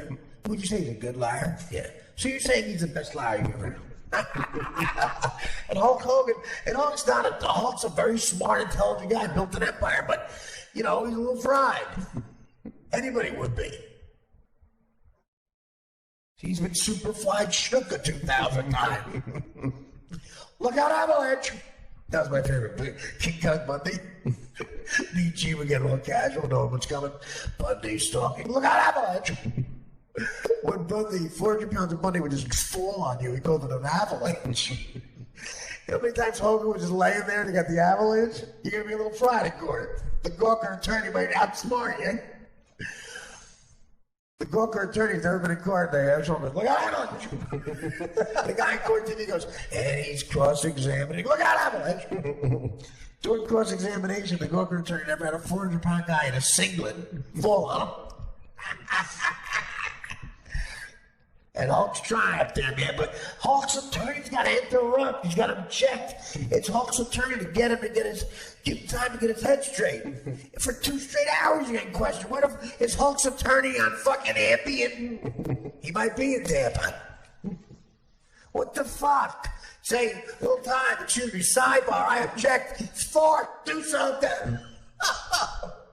Throw up. The 4th time he asks if his friend's a good liar.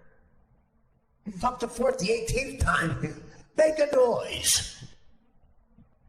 So you'd say he's the best liar ever. Did you just shit your pants again, Bubba's lawyer? Hulk's lawyer? Do something, that's your job. So Hulk's up there, baby, fighting for his life. And my agent Tony, for some reason, I guess Mike Colton's involved. Every 2 seconds, Tony, I gotta hear how great Mike Colton is. And he is great, but let's calm down. Very talented guy. I love the guy, but that's the thing I tell people. Don't tell them. Gotta tell agents. Don't tell people I'm great because it's like people start to hate you. They don't even know yet. Colton does deliver, and Bubba too. And they're in some feud that I inadvertently got to buy. They're both been very good to me, Colton and Bubba. But I know Bubba longer. I was at Bubba's fucking wedding, And I don't know Mike as well. But I got nothing against Mike at all. And I got nothing, and I love Bubba. And I love Hulk Hogan. I do. So I'm against Gawker here, I guess. And that attorney. So good luck, Hulk. I'm rooting for you. You deserve something, man, because these people with the internet, something has to be stopped. It's like, he says, obviously Hulk, in the classiest way, he's like, I'm not friends with Bubba anymore. That's what he says. Like, how else are you going to put it? That kind of sucks, and I know they were close. I knew Bubba, the friendship with Hulk meant a lot to Bubba, not just in a celebrity way, but he loved Hulk. Very, very, very close. When Hulk's kid got into that tragic accident where the other kid was really dreadfully injured in a real tragic way, and Hulk's kid had to do time, Bubba was very upset about it. And, Hulk Hogan went through a terrible divorce. And Hulk Hogan, I know he deserves better than that. He's a good man. So I'm rooting for you, buddy. Tony Burton, of course, was very, very, very white hair. I love Tony, but I don't know what he said. Tony, what do you know about this case? I know Mike Colton's a fantastic personality. That's exactly what he said. The ratings come in, and the rating book just came in. He's #1 for the 15th straight week. That's not what we asked you, sir. I just want to say that Mike Colton. And again, I know Colton. He's a funny guy. Sometimes you go to your agent, calm down a little bit. They build you up too much. The worst thing an agent does is if they try to relay part of your stand-up act to somebody, and the problem is they're not funny. Oh, like guys I know are funny. I had one agent who would repeat. He also rep Mitch Hedberg. They're amazing. And he would repeat Mitch Hedberg jokes to me, and they wouldn't be funny. He would make a Mitch Hedberg joke, not funny. I go, you're telling it wrong. Sometimes I know the joke, and I'd let him tell it. I go, you're telling it wrong. You don't even know what the fuck you're talking about. I go, do you do that with my act? Yeah. Oh my God, my act's not even nearly as good as Hedberg. People must think I'm a plumber or want a stand-up contest. So, what I'm saying is thank you so much. This is my let Artie brag in a humble way, and also say thank you for having something to brag about. It's because of you fans. And of course, the great Howard Stern, Norm Macdonald, Quincy Jones, David Saltzman, Fax Bar Hansel, David Herman, Orlando Jones, everybody at Mad TV, everybody who helped not only save my life, but get me work. And stuff right now is going great. Crossing my fingers. And I have a movie idea too. That is getting a lot of interest right now. I tell you, this HBO thing, everything falls into place when Apatow gives you the "he's good" line, the nod. And the third book is so exciting, this gambling thing. I have so many stories and jokes. Me and Boza will be on the podcast soon, by the way, next week. Come in and talk about it. I got so much shit. It's going to be a fun one. The tentative title is actually Athletes Who Owe Me Money and Why I Hate Them, the Ultimate Gambling Story. No, we're going to do fun shit in the book, like make fun of athletes that have cost me money, like all the 1986 Celtics. Say how ugly they are. I have a big picture of Larry Bird. Like one of my jokes is, if you see Larry Bird recently, a profile of Larry Bird. Okay, Magic Johnson is counterpart in the NBA has had AIDS for 11 years. Looks way better than Larry Bird. Magic Johnson has been HIV positive for 20 years. Looks way better than Larry Bird. Just the truth. Larry Bird, if you see a current profile picture of Larry Bird, his nose and chin are going to touch soon. And I pointed out in the book, I got a profile picture, and I go, listen, when his nose, in the 1920s, it's a true story. The Holland Tunnel was built. They started on the New York end of the Jersey end. And when the two sides met, they had a big party. Nobody went to school. Big celebration. I feel the day Larry Bird's nose and chin touch, and doctors can predict it, the day they touch, Boston should have a big holiday. Nobody goes to work. Take off the big day and call it Larry Bird's nose and chin touch day.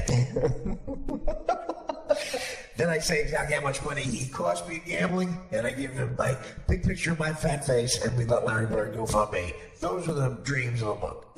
Stuff like that. That's the funny part, but sort of like psychological shit into the life of a gambler. And how when you Google me on celebritynetworth.com, how I should have that money. I should have that money. My mother's hot water heater should be like a nickel in my pocket. Instead I bitch about it. Don't get me wrong, I've done very well. Better than I should have. Better than a gutter snake like myself, Johnny. But I'm living the life for Riley, man. I've got a good life. And I want to thank you for it. A lot of thanks for helping me brave. We've got a lot of great stuff going on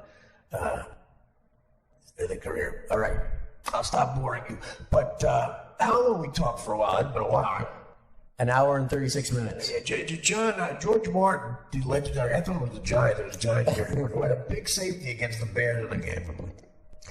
Dan told me George Martin died today, and I went right to the Giants guy for some reason, and then I realized, the legendary producer for the Beatles. Legendary producer for the Beatles, the original producer, the guy who really came up with their sound. And they all give him a lot of credit for it. He passed away. He must have been 111. How old was he?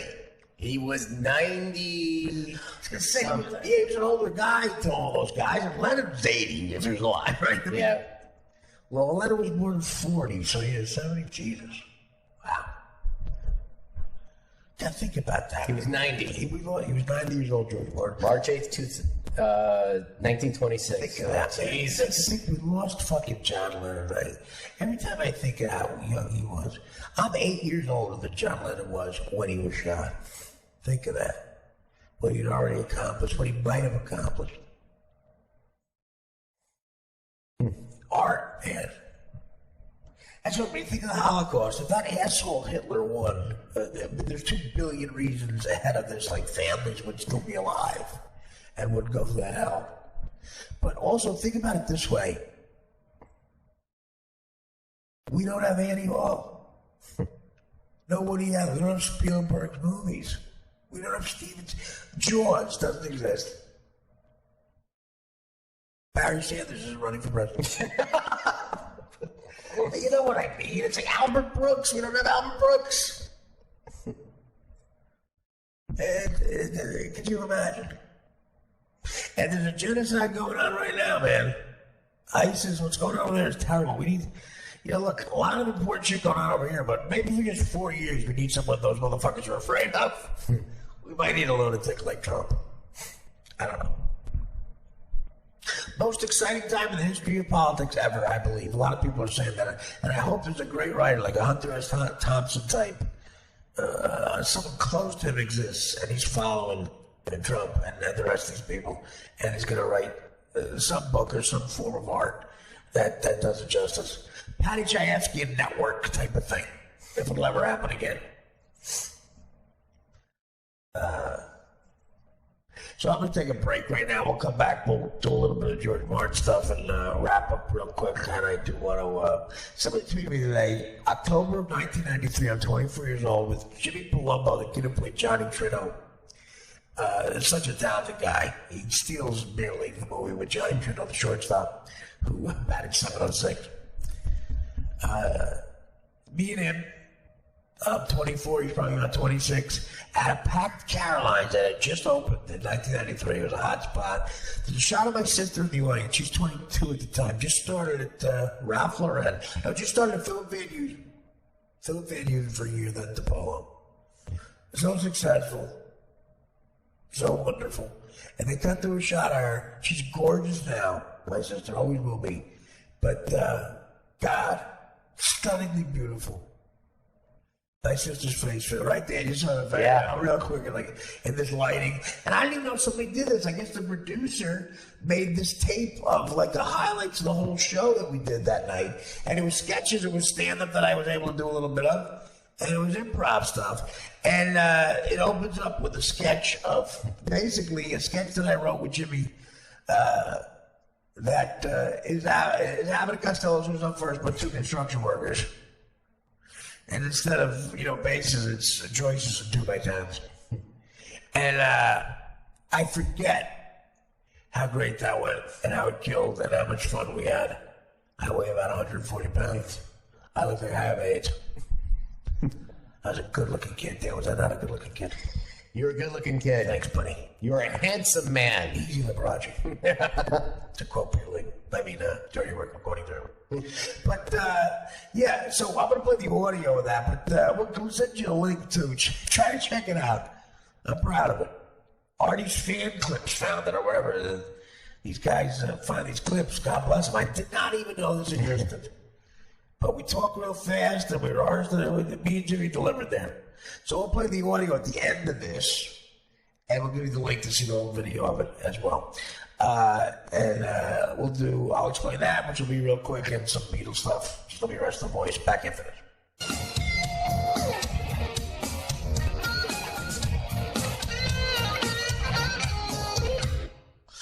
Okay, we're back. It's been an hour and 40 minutes. We saw a little research thing where when people see a podcast is longer than 2 hours, they get a little freaked out. A lot of stuff to listen to, so we have thousands of hours of shit. Me spewing dumb opinions. So I'm going to wrap this up quick and tease this Beatles bit we want to do. A couple other things coming up in the next couple of days. But I want to say this. The Daily News obviously doesn't like Donald Trump. And, okay, they've done insane shit against Trump. Paul O'Neill, former Yankee, a great Yankee. Great Yankee. Former Red, too. Has a ring with the Reds. People don't realize that. 1990 Reds that shocked the Bash Brothers and the A's. Swept them in 4. And guess who got Oakland? Blah. Oh, God. Motherfuckers. Nobody saw that one coming. I remember that World Series. Barry Larkins Reds. Yeah. Paul O'Neill. The year... by the way, a red team that P. Rose built. Giamatti says, fuck off, free gambling. Lou Piniella, who I love, everybody walked into Pete Rose's shoes and they win the series. Oakland had just destroyed San Francisco in the earthquake series the year before. Destroyed them. But in 88, everyone thought they won in three in a row, like the A's in the 70s. But in 88, they were fucking, of course, upset by the Dodgers. And guess who bet against the Dodgers in Game 1? What? When Kirk Gibson hit that fucker home run, I didn't have enough money for community college.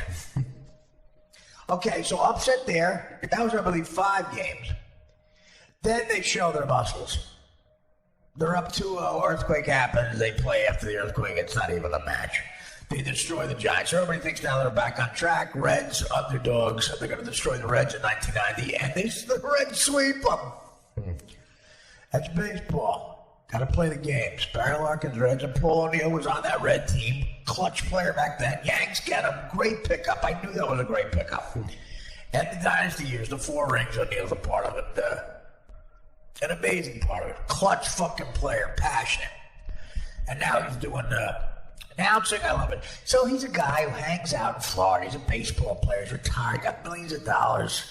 Does the games as a broadcaster. It's like working you doing a comb. And he probably hangs out at Trump's golf course. He's a winner. He's a Yankee. Trump loves him. Probably kisses his ass. He does. He did. He said it. He hangs at the golf course. Of course he does. They all do. Why are we at the golf course? Because I don't like go. And by the way, Trump, I'm friendly with Trump. Here you go. Daily News might not like it. Louis C.K. might not like it. But I'm going anyway. This black chick, by the way, Ebony on Fox News. Oh, please. This black chick, let me tell you something. My Italian uncles, I go to them. I don't care if you ever talk to me again. I'm fucking her. My story is she's Sicilian. Even if Mario Bosco says he'll never talk to me again. That Mario Bosco's interview was so funny. How honest he was. Kids trying to get the show for us. Don't bring home a black guy. That's Bensonhurst, baby. But oh God, this chick, there's a political analyst on Fox News, a black chick, half black, I don't know, she looks very black, white features. But her name is Ebony. Oh my God, I haven't heard a word she said. Oh my God, I can't. I have to go to the shower and jerk off every time I see her. Every time she says something like supposed to be smart, like a guy.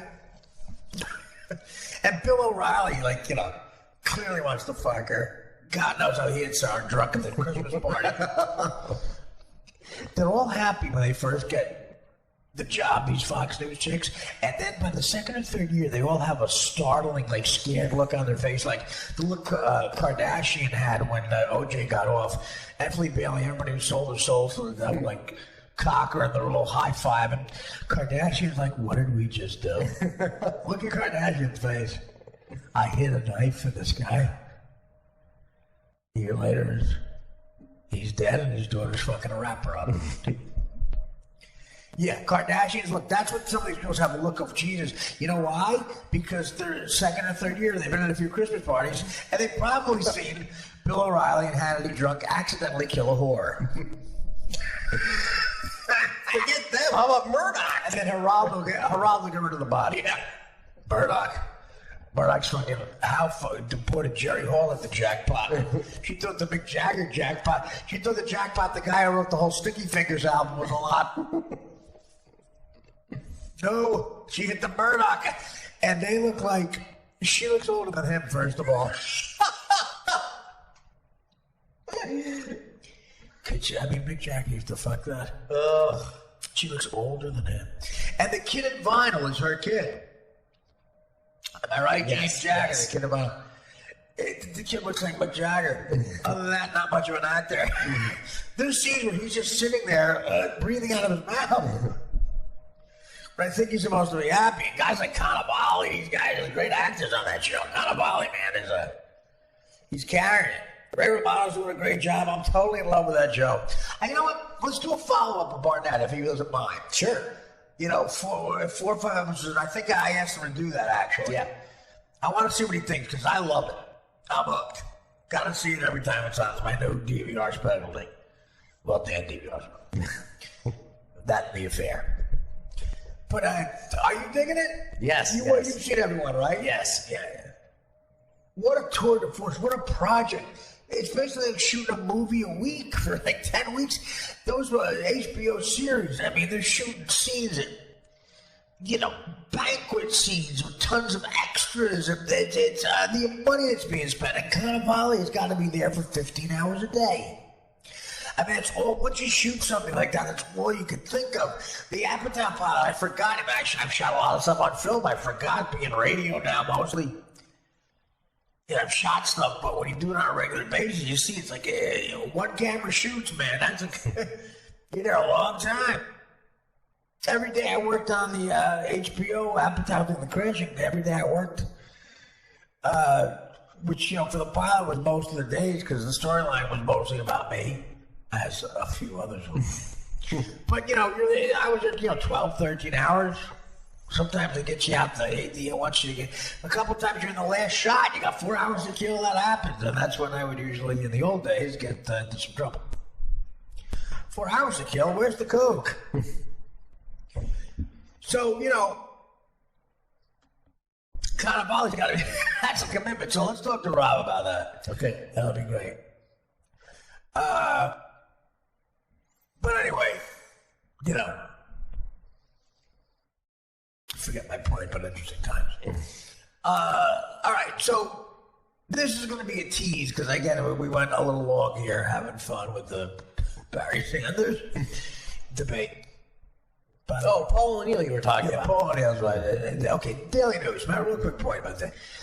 Okay, he goes down there, he hangs out, athlete, he's golfing, Trump's kissing his ass, drinks. I think Paul's married, but who knows? Maybe there's some back rooms or there's a brother too. And again, every second hole of the 9 holes I golf with Trump and Eli Manning that day, every second hole there was a chick, a smoking hot chick, Arizona 9, giving you hot dogs and beer or soda. And I was, and that's why I'm voting for Trump based on this alone. I said, do you interview these girls personally? He goes, well, full mouth of a hot dog. He goes, I try to hit all of them. So funny. Goofing on each other's shoes by the end. He's like a big kid, but now he's fighting ISIS. And Paul O'Neill probably hangs and he says, I'll endorse you. What the fuck? I'm not playing.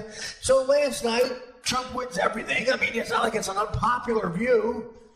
And he sees Paul O'Neill. He goes, Paul, will you endorse me here? So I'm in the back of the gym. So Paul O'Neill endorses him. Trump mentions how much he loves him. O'Neill officially, backer or whatever, not officially, says, I'll endorse you. Because Trump asked him at the club called Trump. Would you get, that's good. We should try to go. See if, now that he's Mr. Electable, if he'll let me in there. Me, you, and Chris Cotton will try to get back in. It's another funny one, Tank Cotton.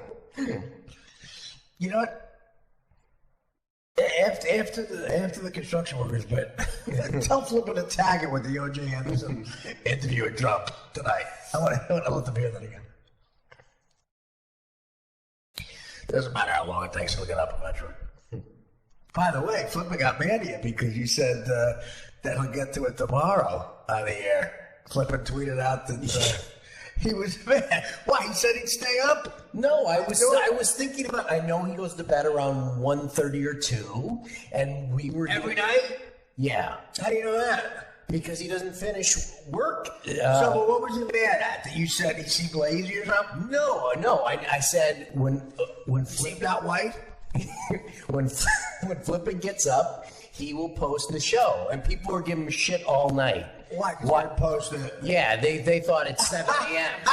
He gets up. When was he going to post it? He posted it around 10 o'clock. Oh, they thought it was 7? Yeah. God bless these people. I like how loyal they are, but they're waiting there at 7? At 6:30 in the morning, they start tweeting, "You lazy asshole, get up!" Fucking hilarious. I know. Oh, that's just so funny. That's so funny.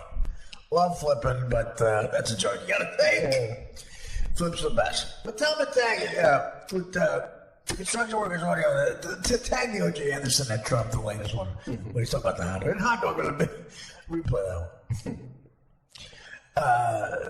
That's a problem. Yeah. So so the Daily News today, because of that innocent little thing, has a big headline. Dissing Paul O'Neill. This poor guy. The Daily News thinks he's an asshole now because he's Trump.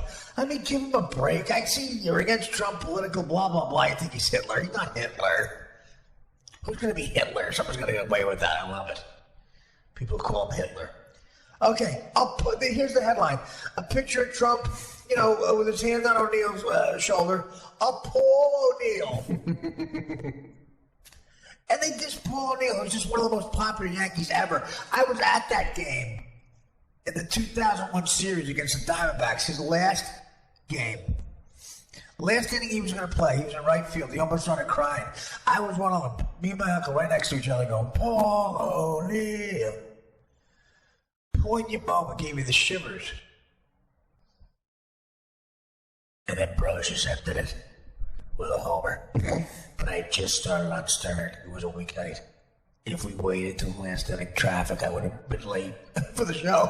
5 a.m. with traffic. So I made my uncle leave an inning early. We watched the whole game, paid a lot of money, and because I was afraid of being late for Howard, my first week full-time on Howard, we heard Scott Brosius hit that home run on the George Washington Bridge. My uncle wanted to fucking kill me, but they won. And Paul O'Neill, big part of it. I was there. Okay, were you at that game? Yeah. I Diamondbacks, yeah. Was Mark Rice talking to you? Yes, he was. I can't defend them. I'm the asshole. So, Back then he was. okay, let's count that. Separate show. Rick Lippincott wasn't, though. Him and Lippincott, Mark linebacker. Yeah, unbelievable. Paul O'Neill. So you heard the Paul O'Neill chant. You heard Yes. Paul. So Daily News, okay, I get the Trump thing. You're out of line here. Give Paul O'Neill a break. Guy's trying to get his dick wet, golf a little bit of Tampa. Yeah. He's in Trump's place. Drinking Trump water, vodka, steaks. By the way, how funny. That's why Trump is. You know why Marco Rubio, Ted Cruz, they say the same things at those political speeches. Hillary Clinton goes, we don't want insults, we want results. Shut up, you whore. Fat ass in a pantsuit.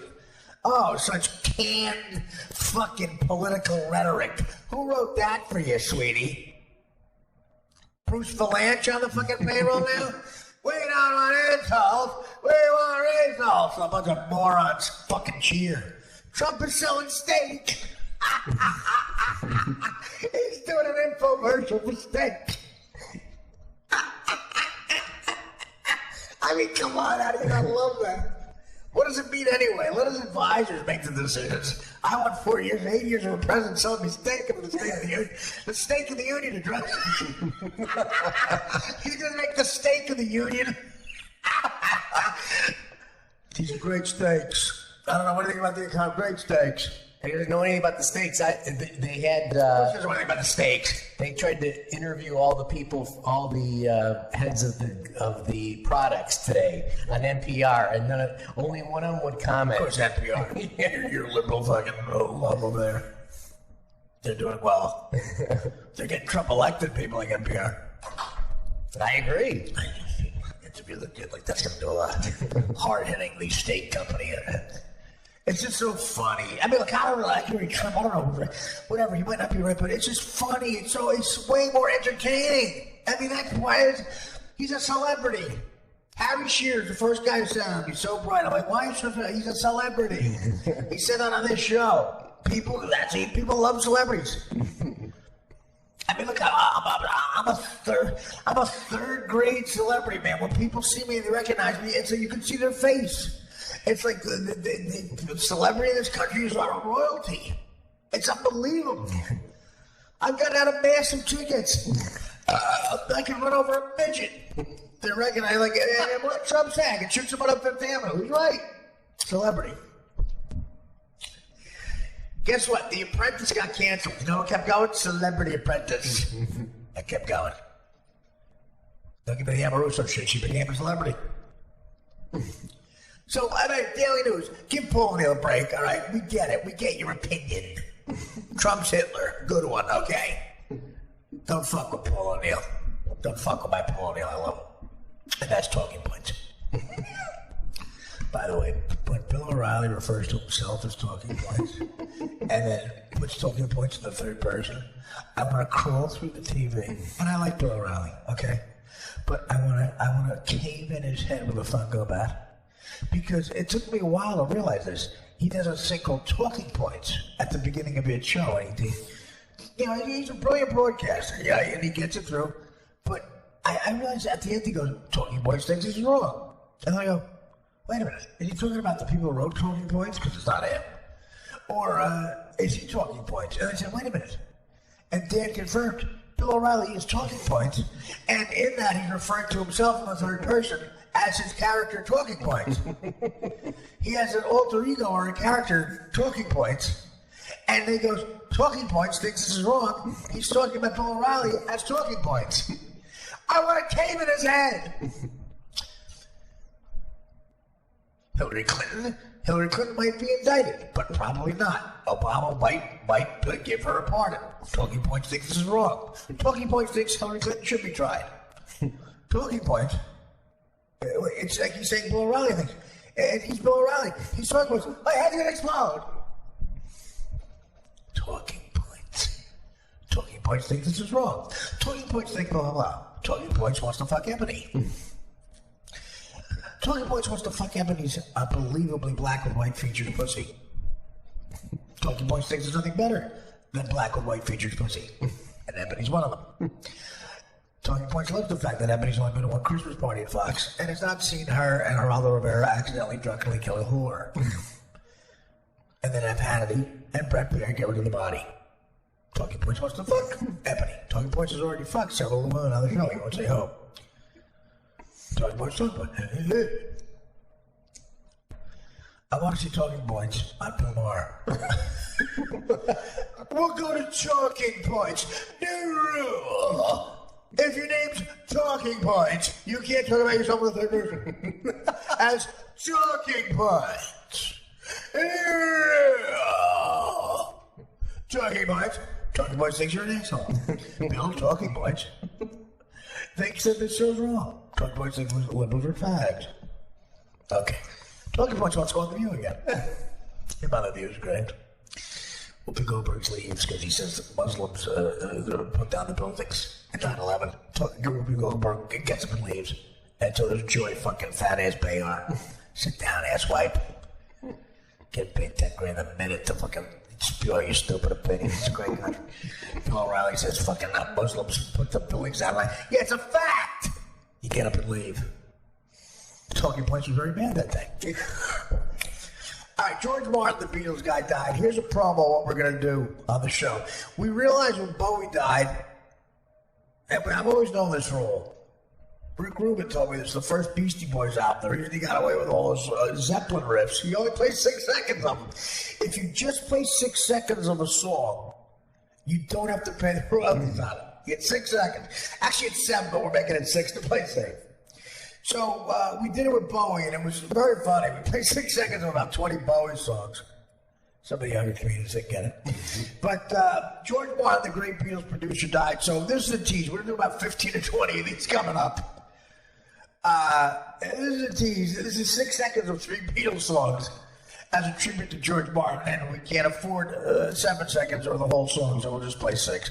Here's 3 tunes. The first, Ticket to Ride. Start your timer there? You had the timer right in front of you? Believe me, I'll go wait, okay, yeah, I'll call her right there, because we don't want to get I'll call her because we don't want to get in trouble. All right? Ready? This is Ticket to Ride, 6 seconds on. When I say stop, you have to stop. Go.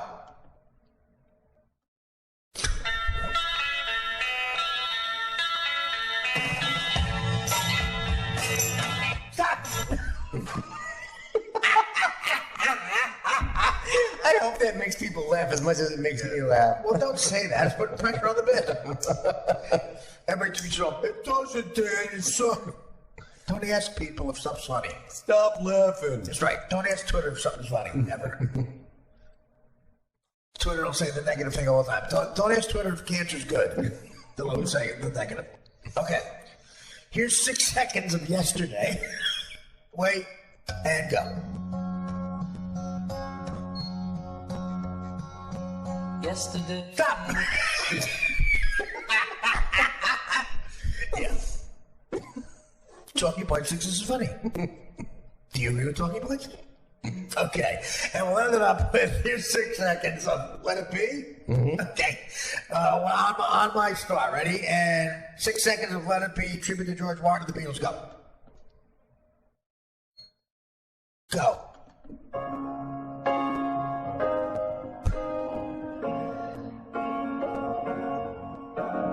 Stop! Boy, that's such a great tune. You do want to hear it. That's the tune is great. I'm gonna listen as soon as we go off the air. I'm listening. Let it be. Beatles are great. That just proved it.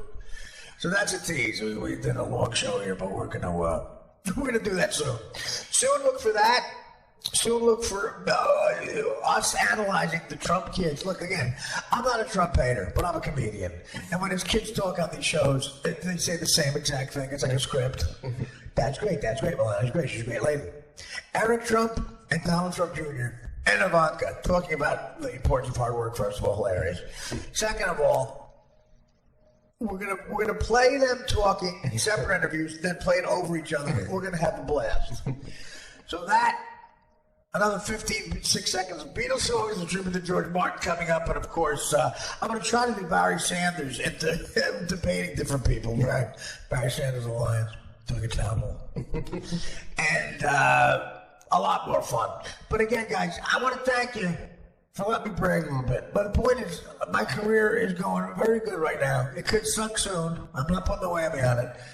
And it's because of you, especially you guys on the fucking podcast. You guys are such loyal fans. I love you for it.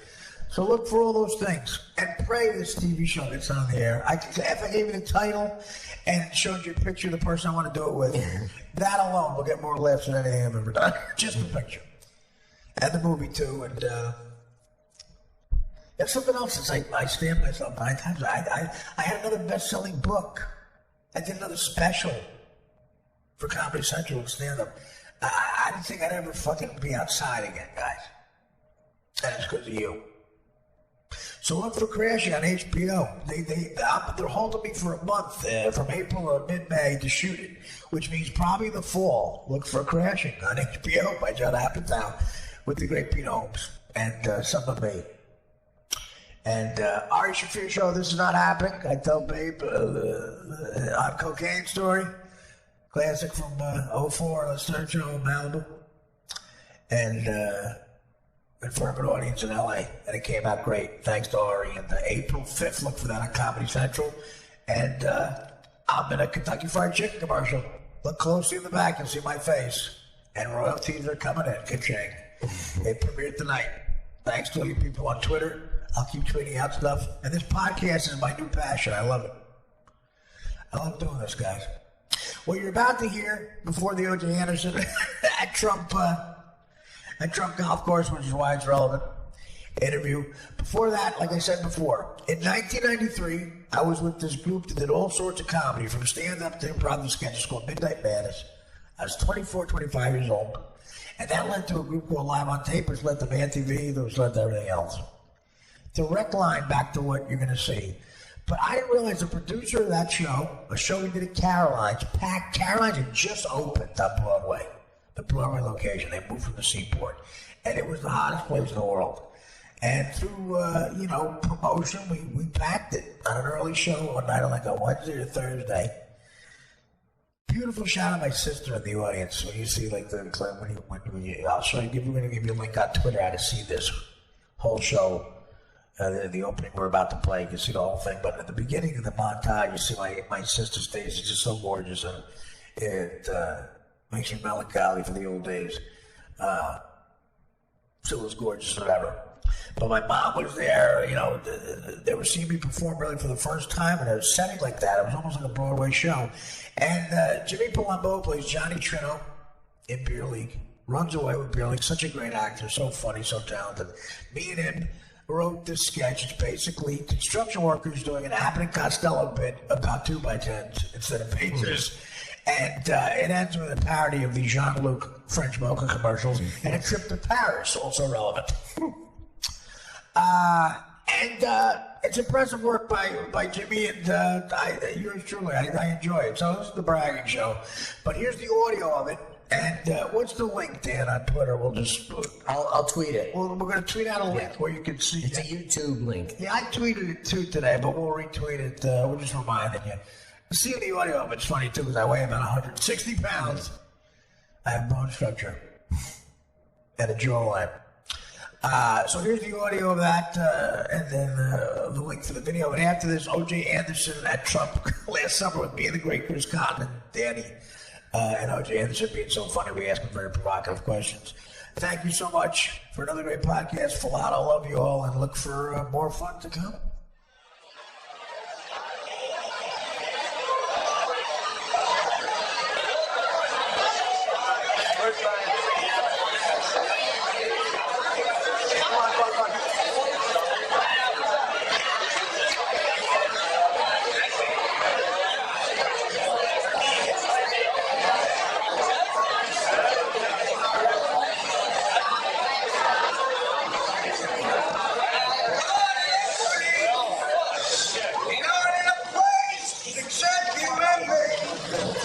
So shut him up, Joe.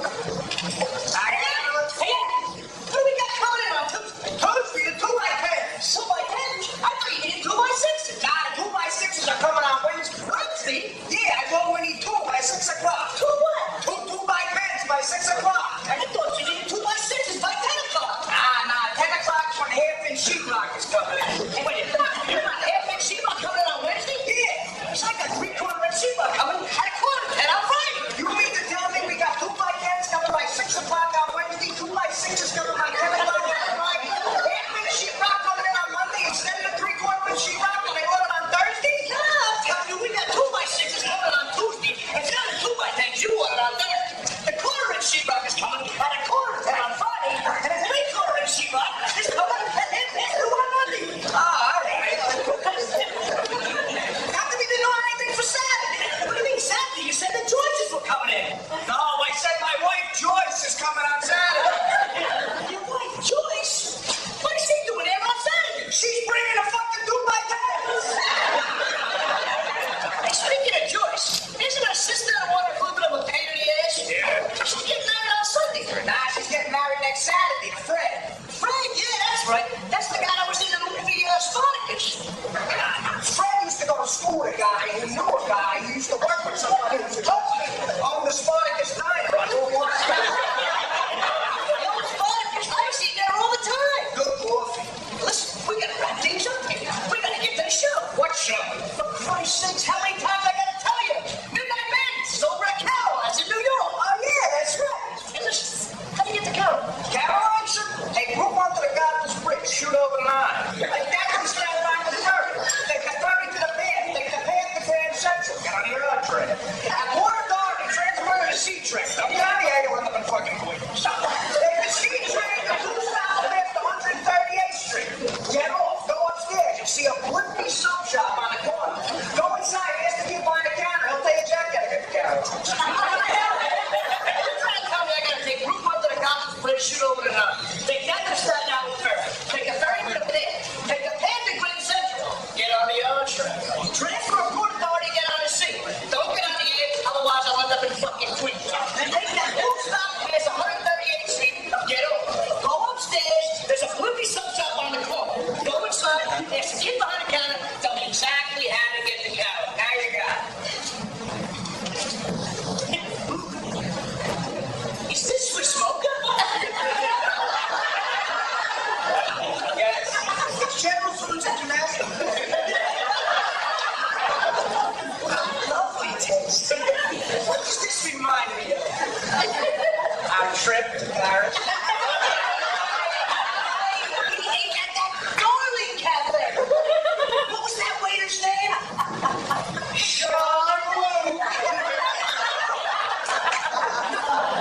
It's such a lovely day. Should we wake the others? No, this is our time.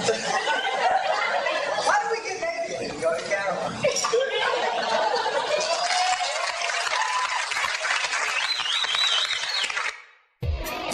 OJ, Artie Lang, you remember me? I interviewed you.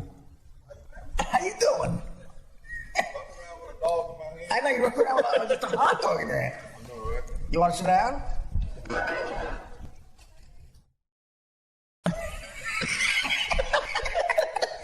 You want to be interviewed for the podcast? No one listens. This is OJ Anderson. What's up, man?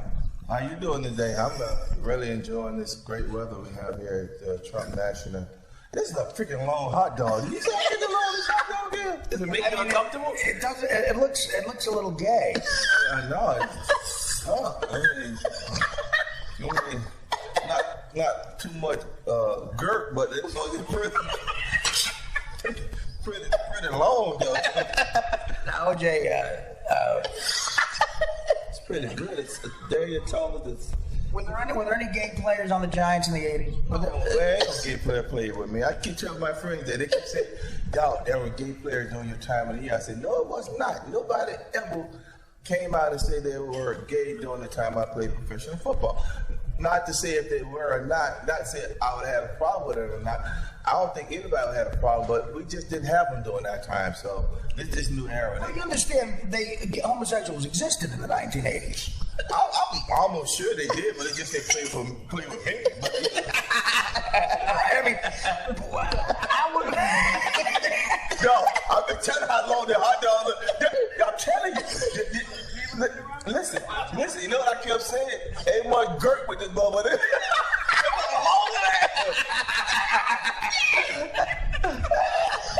a Spanish dog.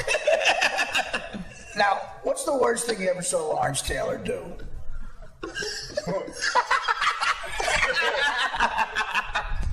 These hot dogs are really long.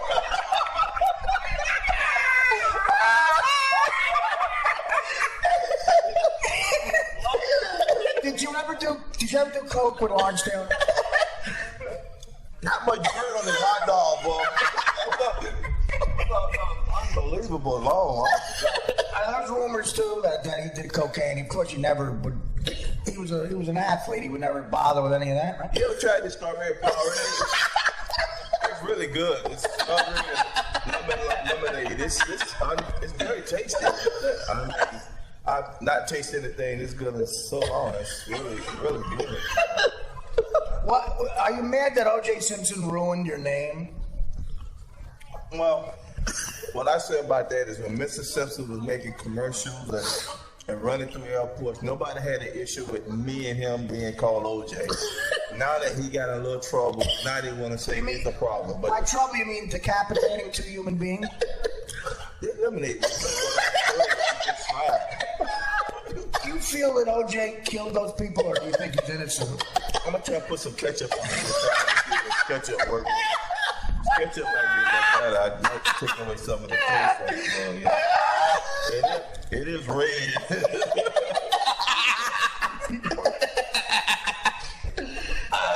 Now, how much white pussy did you get? Did see something good? She was good. I think my team. Y'all call me. Y'all call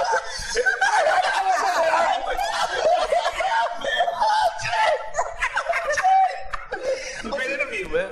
Remember, you didn't say anything wrong. Don't get mad at me. You said nothing wrong. Well, that's an in-depth interview with O.J. Hard-hitting facts, man. That's what we do. We cover the hard. We ask the questions you want to know. He's a good guy. He's got a great sense of humor. Most guys would have punched me in the face. But O.J. Claims that gay people did not exist in the 1980s, which is why there were none on the Giants. He said they didn't have them when I was around. They didn't come out yet. It's like the iPhone. It was like the iPhone. It was the iPhone. O.J. Anderson, of course, had an amazing. I guess you were 3. Doing the math for Chris, you were 3. A little bit. And in the 1990 January of '91 Super Bowl, he's the reason they won. He kept the ball on the ground. An amazing running back, really, absolutely. Started with the St. Louis Cardinals, and became a great Giant. And I'm a big fan of him and his sense of humor. Great, that hot dog was delicious. I might have to get one. Been intimidating, but I guess he's on the Atkins diet. He's on the Atkins diet. He's not. Nobody's really eating the bread. Everybody's trying to stay away. Well, a lot of people are trying to stay away from the bread. There's some chubby guys eating the bread. I kind of want the bread. I'm saying I don't want the bread, but all I want is the bread. I know. Look at that kid. He learned a lot. That's kids hanging out. Well, there's kids here. We should. Let's put the mics down and let the new left tackle for the Giants get loaded. He's got 2 enormous carafes of vodka. O.J., a couple more questions. For ESPN. My favorite Giant. All right. That was dumb. Claims Lawrence Taylor never did cocaine either. All rumors. That's what he said. All rumors. All rumors. We're going to take a break. We'll let Chris get drunk. Are we back on? We're back on. Yeah. Well, you just missed a great thing. First of all, O.J. Anderson's my favorite person in the whole world. That's the second time I've interviewed him. He's hilarious. the Artie Lang Uncensored podcast at artiequitter.com.